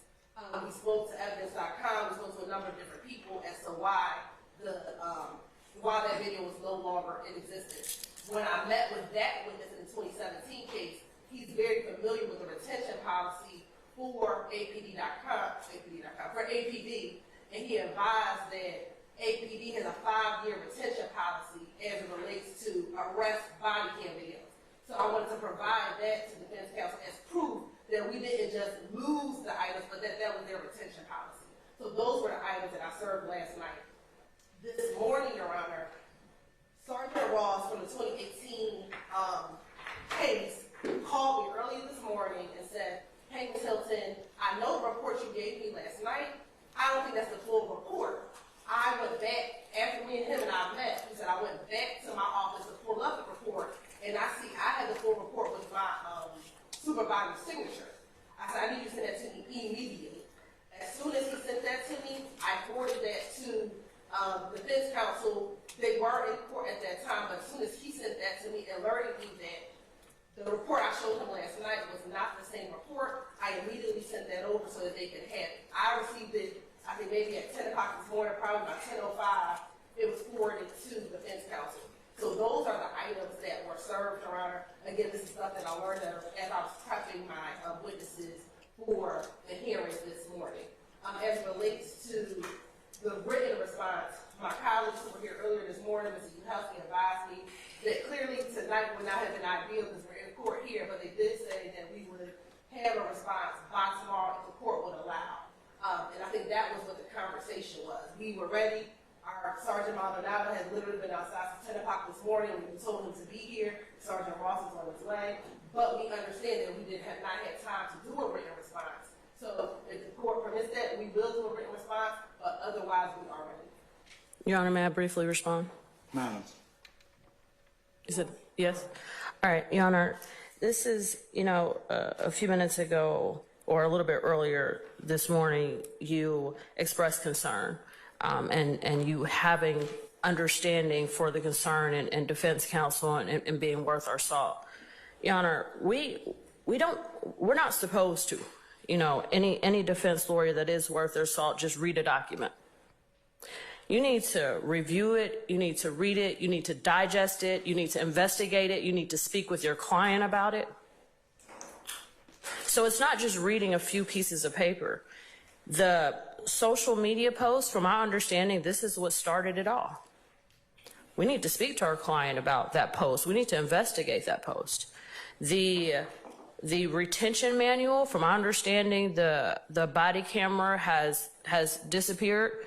I don't know what the retention policy is. We want to have the opportunity to read the whole manual. I don't want to waste our time or the court's time asking 100 questions on why that body camera was not kept and what was the efforts and things of that nature.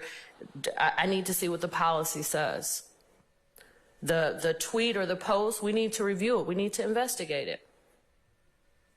And if counsel said tomorrow in reference to written responses instead of today, I apologize. Tomorrow is okay with us if it's okay with the court. But the K-9 certificate, we want to see it. We want to review it. We want to investigate it. We want to speak to our client about it. It's not just simple as watching a 3-minute video or reading over, 30 to 100 pages. We do a little bit more than that to be worth our salt. So, Your Honor, we would jointly ask to hear this on Monday, and from my understanding, what we've received thus far, that should give us enough time to earn our salt, and we're fine with a particularized response tomorrow, and believe that it would be helpful.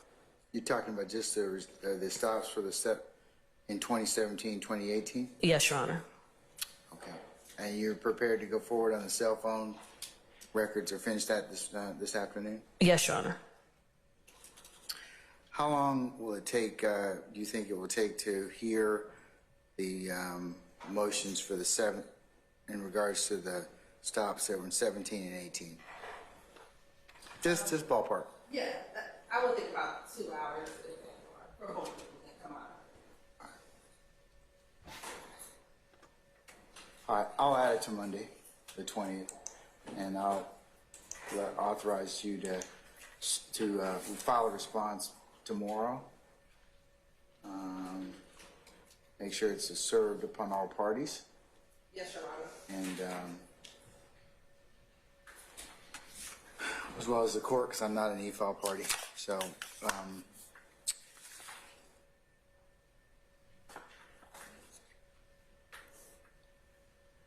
Thank you, Your Honor. you're welcome. Yes, so, yes, ma'am, you do.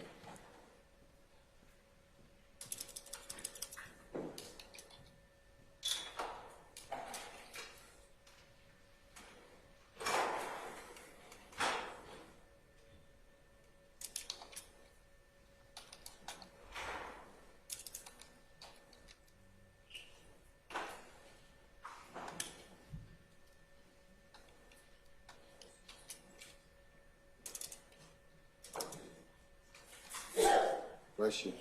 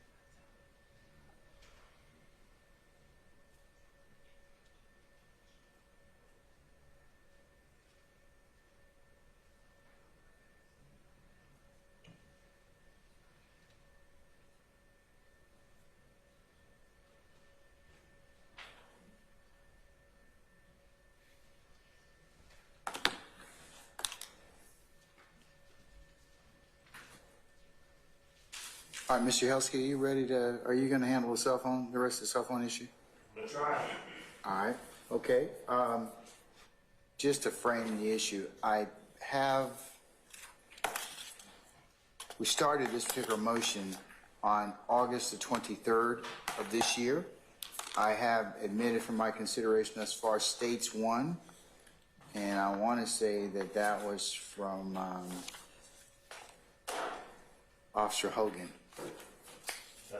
All right, so we can pick it up from there. Just from my recollection, Judge, S1, is that the warrant and the affidavit? Where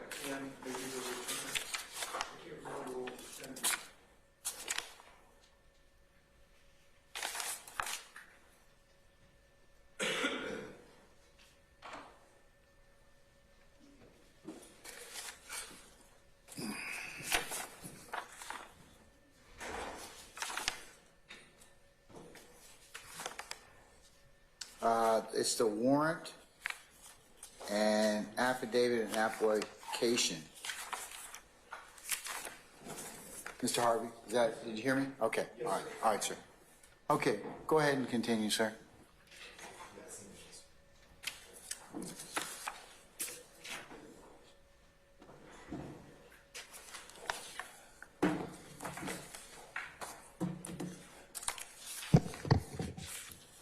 All right, so Your Honor, my recollection is that we had left off, and the main 2 points that remained were the sort of jurisdictional territorial issue, and then the magistrate court judge signing this warrant, and there being sort of a lack of a designation of that judge as a superior court judge in doing that. I believe those are the 2 issues that we were left with, but if not, I'm prepared to address the other ones. But I'll start, and I just want to, this will, I guess, be on page 4 of States 1. This is the actual affidavit that has been tendered into evidence, and I have it as page 2. It may be on page 4 of States 4, but it's where it says, your affiant, Detective Al Hogan. I'm just going to remind the court of where we are with this. So Detective Al Hogan is a duly sworn post-certified Atlanta police officer and has been a sworn officer since 1987, serving with Atlanta Police since 2011. Previous experience in Fayette County Sheriff's Department, Federal Air Marshals, and the DEA Task Force. He's been assigned to homicide since January 2017, has over 1,700 hours of training over his career, to include extensive training in the prep of and execution of search warrants pertaining to criminal investigations. Prepared and participated and executed a great number of search warrants when it comes to criminal activity. So on March 14, 2022, at the 400 block of Windsor Street Southwest in Fulton County, Shamel Drinks shot and killed inside his red Nissan bearing a Texas tag. He was the sole occupant of the Nissan.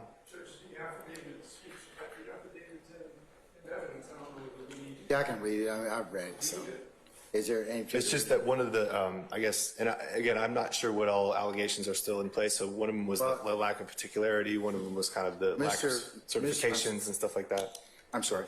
Mr. Harvey has, in fact, filed a particularized motion to suppress the cell phone records. He's filed, in fact, 2 of them. He's filed one on the 28th of August and one on November the 13th. So if you want to gather your thoughts around that, are you recalling a witness, or what are you going to do? Just argument. It'll be just argument this time. Okay. All right. So just getting to the, I guess, the important issue here. The issue raised in Division 2A of Mr. Harvey's particularized motion, he's alleging that the search warrant used to obtain his client's cell phone records was defective because it was issued by a magistrate judge. You're talking about his response from the 28th or from the? This is the August 28th. 13th? Yeah, this is the August 28th particularized motion to suppress. Okay. I'm referring to. So this is going to be, Division 2A. Improper jurisdiction of judicial officer. Sure. So he's saying that because a magistrate judge issued this, it's faulty. That's incorrect. OCGA 1611-66-1 does require that a search warrant for a phone such as this be issued by a judge with, competent jurisdiction. But if you look at OCGA 1510-2, which talks about magistrates, it says they're courts of general jurisdiction, and it also says in A1 that each magistrate court and each magistrate thereof shall have jurisdiction and power over the following matters. And the first thing it lists, number 1, A1, the hearing of applications for and the issuance of arrest and search warrants. And this makes very good sense, Your Honor, because when you read cases about probable cause determinations, whether for arrest, whether for search warrants, the law, Your Honor remembers Moon, all these cases we've been talking about for the past few months, they always talk about probable cause, and they always talk about the magistrate's determination, don't they? Almost every single time. So to say that a magistrate doesn't have power to issue search warrants because this is a felony, murder, right? It's a little bit of a stretch because magistrates have power to determine probable cause as to any level of offense, whether it's murder. They can do a probable cause hearing, preliminary hearing. They're not going to have jurisdiction to hear a murder trial and impanel a jury, but they can issue search warrants. They can find probable cause as to any offense. There's no limitation in this statute, OCGA 1510-2A1, about the level of offense. And, if the legislature had intended to include such a limitation, it would and could have included language to this effect into the statute. So the magistrate here was authorized to issue this warrant. Now, moving forward, beyond that, I believe the other issue that was sort of primarily raised where we had left off was the matter of the sort of geographical limitations, and that's going to be Division 2B, page 2 and 3 of Mr. Harvey's 8/28/2023 pleading, just to kind of direct your attention there. Now, it's claimed therein that the use of a search warrant to obtain cell phone records outside of Georgia makes the warrant fatally defective. It's not the case, Judge. Geographic limitation doesn't apply to search warrants for phone records. Georgia statutory law commands that, and this is again OCGA 1611-66.1C, and it commands as follows, that search warrants for production of stored wire or electronic communications and transactional records pertaining thereto shall have statewide application or application as provided by the laws of the United States when issued by a judge with jurisdiction over the offense under investigation and to which such records relate. This is the provision that's applicable here. As discussed just now, the judge who issued the search warrant had jurisdiction over this search warrant, despite that it was murder. This judge couldn't have heard, unless they were designated as a Superior Court judge, this judge couldn't have heard the trial of this murder. But they absolutely can make a probable cause determination as to the arrest or a search warrant relating to this charge. So the question now is, well, what about the laws of the United States? What do they apply and provide for here? Would the United States law permit this judge to issue the search warrant in question? Yes, the laws of the United States would. And I'll tell you this, the laws of the United States referenced in 1611-66-1 include the provisions of 18 U.S.C. Section 2701 and the stuff after, right, et sequitur. And that series of statutes addresses mandatory and voluntary disclosure of electronic communications records to the government, which is me. That's Registe v. State, R-E-G-I-S-T-E v. State. That's 292, Georgia, 154, Penn site 156. That's a 2012 decision. You can also refer, if you would like, to Hampton v. State, normal spelling, another Supreme Court decision, 2014, 295, Georgia 665, 671 Penn site. And that's citing both Georgia and federal statutes. Anyway, one such provision that we're going to be looking at here is 18 U.S.C. Section 2703A. And pertinently, that provides as follows. A governmental entity may require the disclosure by a provider of electronic communication service of the contents of a wire or electronic communication pursuant to a warrant issued using the procedures described in the Federal Rules of Criminal Procedure, or in the case of a state court, as here, issued using state warrant procedures by a court of competent jurisdiction, which this court was. Federal Rule of Criminal Procedure, by the way, 41B, does create geographic limitations restricting search warrants to judges in the district where the search is to occur. That's correct. And often federal defendants raise this exact challenge that Nichols has raised here. However, when the federal courts of appeal address this issue, they have held consistently that Rule 41B does not apply to search warrants issued under 18 U.S.C. 2703. For instance, U.S. v. Ackies, A-C-K-I-E-S. That's 918 Federal 3rd, 190 at 194. That's a First Circuit 2019 decision. And there, it says the precise location information warrants obtained pursuant to 2703 for New York subscribers' phones were valid, even though issued by a federal magistrate in Maine. United States versus Burkos, B-E-R-K-O-S, 543 Federal 3rd, 392, Penn site 396398, 7th Circuit, 2008. A magistrate for the Northern District of Illinois properly issued a search warrant for production of electronic records pursuant to 2703, even though it was directed at an out-of-district internet service provider located in not Illinois, but Texas. Finally, United States versus Bansal, B-A-N-S-A-L, 663 Federal 3rd, 634, Penn site 662, 3rd Circuit 2011, said that magistrate judges from Eastern District of Pennsylvania had the authority to issue warrants pursuant to 2703, even though they were ultimately executed upon internet search providers in California.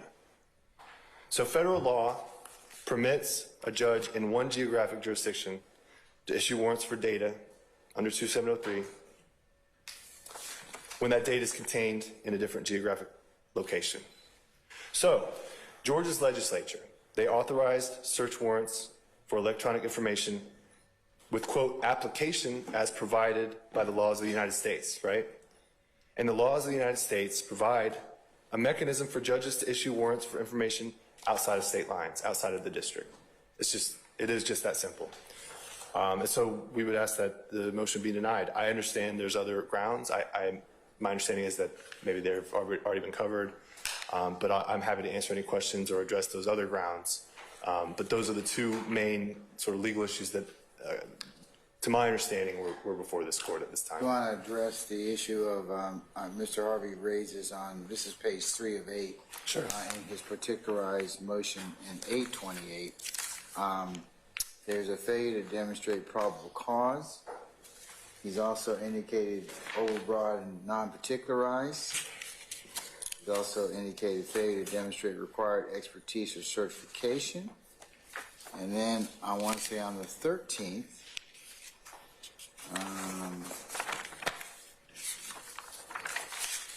I should say, I'm sorry, I apologize.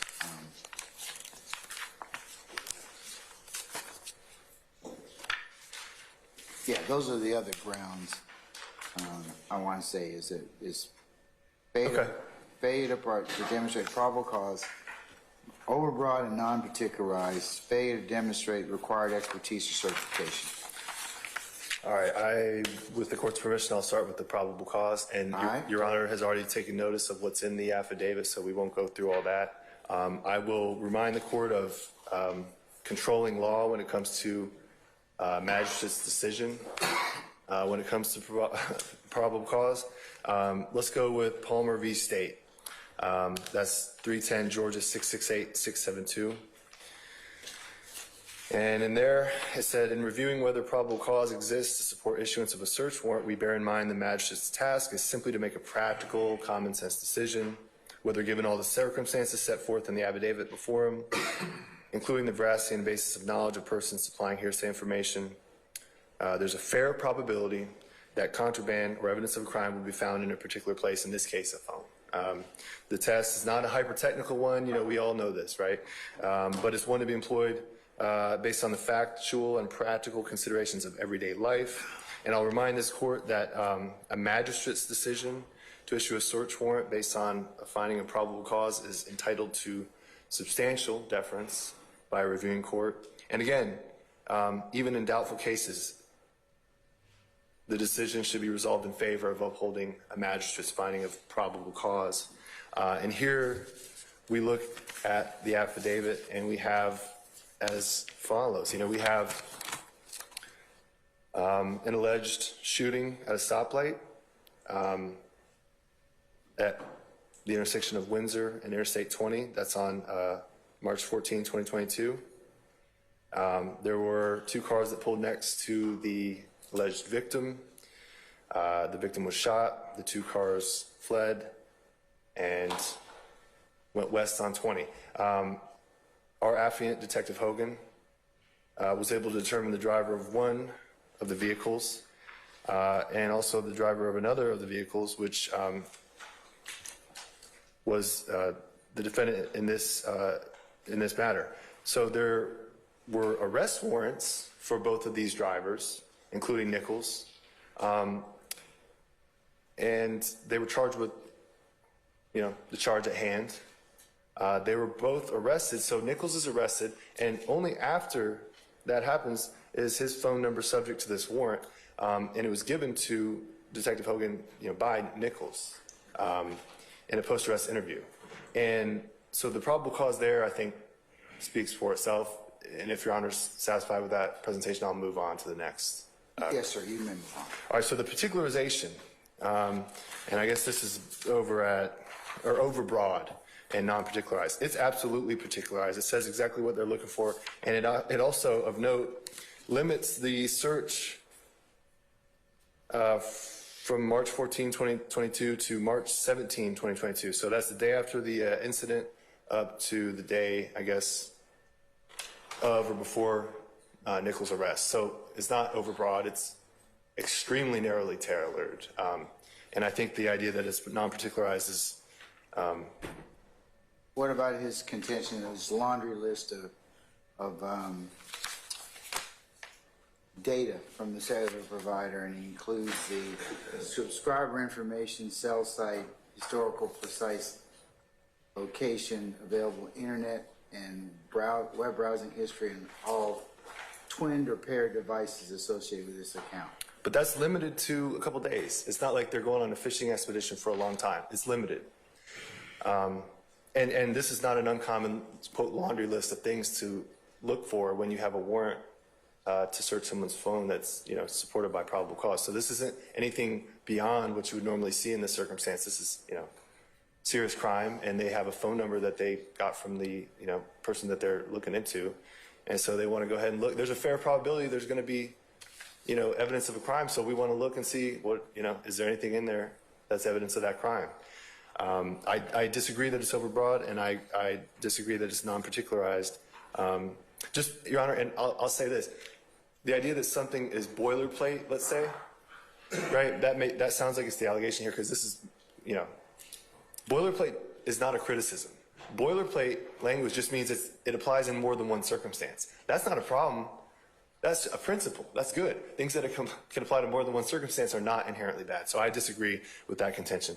I will move forward to the failure to demonstrate expertise, and this is kind of why I wanted to start with kind of reciting the affidavit. And I'm not going to get back into it, but it's right here in the four corners. Post-certified since '87, APD since 2011, Fayette County Sheriff's Department, Federal Air Marshals, DEA, homicide since 2017. Almost 2,000 hours of training. He's executed multiple search warrants pertaining to criminal investigations. And even if that wasn't in there, when it comes to the expertise and the certification, I don't see any case law here to say, well, what am I supposed to respond to? But I will say he doesn't need training about the use of cell phone records. He's just the person saying, hey, I got this phone number. I got this phone from this person who we've arrested for murder. We want to check the phone for evidence of same, okay? And Mr. Harvey or Ms. Westmoreland or whomever else is more than welcome to test that expertise on cross-examination. And they'll do a thorough and sifting job, I'm quite certain. And with that, and with the court's permission, I think I'll conclude unless there are any other questions. No, sir, I don't have any other questions. Thank you, Your Honor. Harvey or Ms. Westmoreland or Mr. Garner?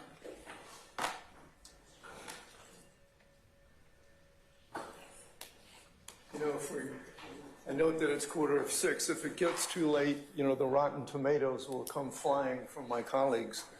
But let me start off where I think we left off last time. Number one, I think that we're all agreed that we're limited to the four corners of the affidavit. There's been no suggestion and no showing that there is anything presented to the issuing magistrate outside the four corners of the warrant. So we start with that basic principle, number one. And I'll get to that in a few minutes. We do know, and I started my challenge last time by saying that the judge that signed this warrant is not a Superior Court judge, but a magistrate court judge. That magistrate court judge does not have jurisdiction on the face of this warrant over murder cases. We know that. And the particular prevails over the general. A magistrate's court is not a court of general jurisdiction. We know that. And any suggestion otherwise is just flatly wrong. So let's start with the premise that Judge George is a magistrate judge. Magistrate judges do not have general jurisdiction, and they do not have jurisdiction over murder cases. So that then brings us to 16-11-66.1. But they have jurisdiction to sign, do they have jurisdiction to sign warrants, search warrants? They have jurisdiction to sign search warrants. Even if that subject matter is homicide? Yes, but they don't have jurisdiction over the criminal offense, not over sign. I would agree with you that they cannot try a homicide case by jurisdiction, but they do have the ability to issue a warrant, a search warrant. And it may encompass something that they cannot try. It's the same thing. You go down to municipal court, it's the same thing, that a municipal court judge, even though that is a jurisdictional issue, that court can handle a bind over for a particular case that they may not have a jurisdictional ability to try. Right, because there's not a special statutory provision that changes that. And in this case, that's why I started with saying the particular prevails over the general. That's a well-known statutory provision. In OCGA 1611-66.1 is a particular statute that deals with the disclosure of stored wire or electronic communications in the records. So whether or not a magistrate has jurisdiction to handle, for example, prelims in a murder case does not give them jurisdiction over the criminal offense as denominated in 1611-66.1. That does not say jurisdiction over issuing search warrants. It says jurisdiction over the criminal offense under investigation to which such records relate. That's 1611-66.1 subsection C. So applying that well-known principle that the specific statute controls over the general, 1611-66.1 prevails over the general statute, and Judge George did not and does not have jurisdiction over the criminal offense under investigation, which was, in this particular case, the offense of, in which is denominated in the warrant, 16-5-1. That's my first response. My second response is with regard to historical cell records, which is what this search warrant seeks to obtain. You know, there was a time when courts were asked to issue subpoenas under 2703. And Your Honor has been on the bench long enough to have had, I'm sure, countless investigators come to you and say, hey, I need a subpoena issued under 2703 for historical cell phone records.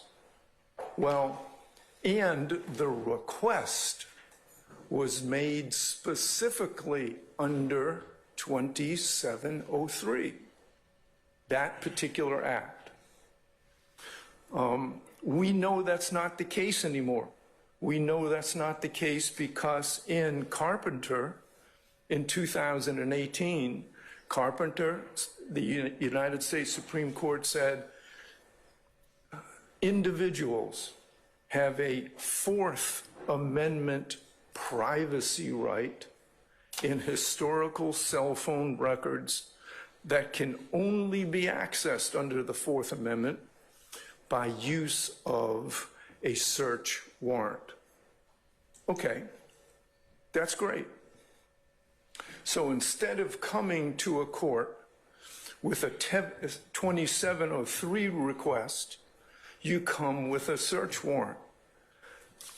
If we're operating under the four corners of this particular warrant, I invite the court to see if a request by the investigator or Detective Hogan was made pursuant to, give me these records, pursuant to 2703. No, it's not in there. The request was not made under 2703. It was not within the jurisdiction of the issuing magistrate, and it was directed to a T-Mobile law enforcement relations in Parsippany, New Jersey, not within the jurisdiction of anyone in the state of Georgia without obtaining a out-of-state warrant by going to New Jersey. It is a request that doesn't mention 2703. It's not obtained under 2703, even as an alternative, and therefore it fails both on its face jurisdictionally under those two provisions and under Carpenter versus the United States. That's number one. That's my first response. The second response, so we've talked about the jurisdiction, we've talked about the magistrate. Now let's talk about probable cause. I want to start by saying that while the affidavit describes Detective Hogan's history in working with, as a law enforcement officer, it contains not one word about his experience regarding the obtaining of cell phone records, the use of cell phones, and anything within his experience related to cell phones. Ordinarily, you would see in and I'm going to call it a boilerplate affidavit, you would see a detective saying, I know in my experience, after all this training that I've had, that criminals use cell phones, and that they use cell phones in committing their crimes, and therefore I want to search this cell phone. Well, we know that that is not enough. We know that boilerplate officer experience alone is not enough to justify a search warrant, and we know that because our Supreme Court has said that in Wilson versus the state at 315 Georgia 613. And in Wilson, they specifically said the generic use, criminals' use of cell phones too, if that's enough, It's hard to imagine a case in which police cannot get that warrant. As Riley, and that's the U.S. Supreme Court case in Riley, reasoned in declining to apply the search incident to arrest exception to the warrant requirement, it would be a particularly inexperienced or unimaginative law enforcement officer who could not come up with several reasons to suppose evidence of just about any crime could be found on a cell phone. So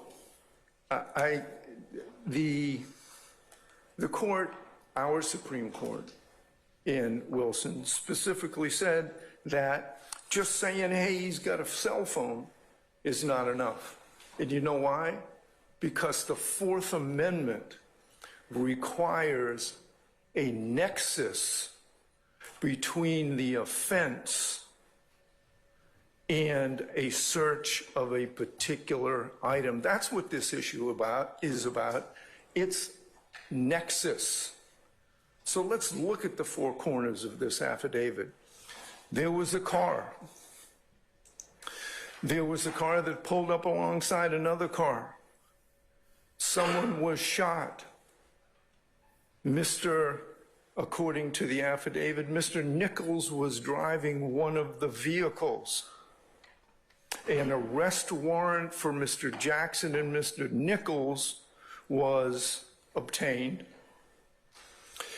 And Mr. Nichols was asked the question, what is your phone number? And he provided his phone number.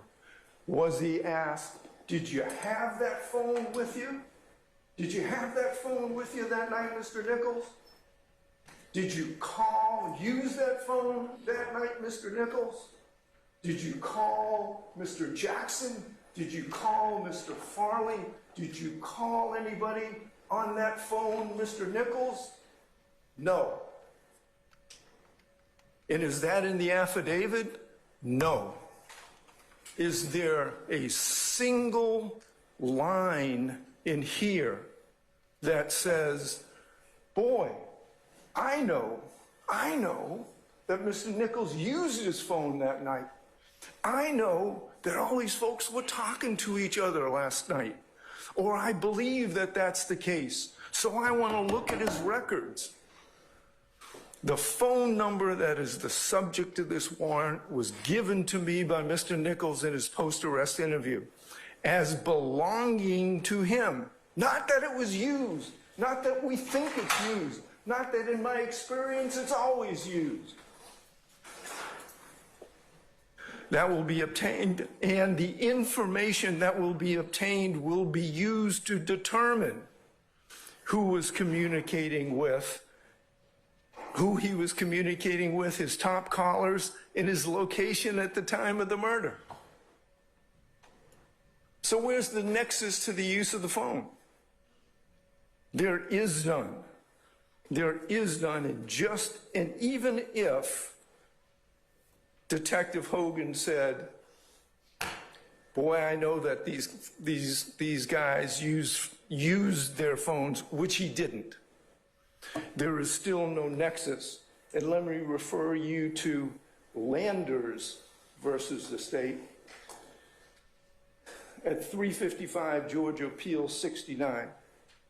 And Landers reaffirms the four corners rule and specifically says that suspicion or strong reason to suspect that something may have happened, or the use of a phone, and this is an electronic search like the state wants to do here, is not probable cause because there is no nexus. That we need more than suspicions or conclusions, some connection other than that. The Landers court cited Brown at 267 Georgia, 820 and 832. That was an automobile search. But Landers was the search of an electronic storage device. And that's precisely what is being asked to be looked at in this particular case. But there's no nexus. Nothing in the four corners of this affidavit suggests that any phone was used by any participant that evening, and there is therefore no nexus. Now, what did we ask for? All subscriber information, that's fine. Social security number, activation date, address, account features, cell site locations and sectors for all outgoing and incoming voice, SMS, MMS, and date transactions, all available historical precision location NELOS reports, all available internet and web browsing history, to include history with and without location information. Internet and web browsing history, where's the probable cause for that? Each item, it is a basic fundamental principle of Fourth Amendment law that each item requested requires its own probable cause and nexus. And when the state says, boy, there's nothing wrong with boilerplate, there is everything constitutionally wrong with boilerplate. For the time frame, this will result in the successful identification of telephone numbers with which persons communicated most frequently. I don't know whether it'll be successful identification, and I don't even know what that has to do with the probable cause underlying this application. The general geographic area, the persons frequented most. This is precisely the privacy interest that Carpenter said to everybody in the United States, that cell phones are so ubiquitous, you need Fourth Amendment protections. And we're going to give you those Fourth Amendment protections. So this is unconstitutional, overbroad, unparticularized, a Fourth Amendment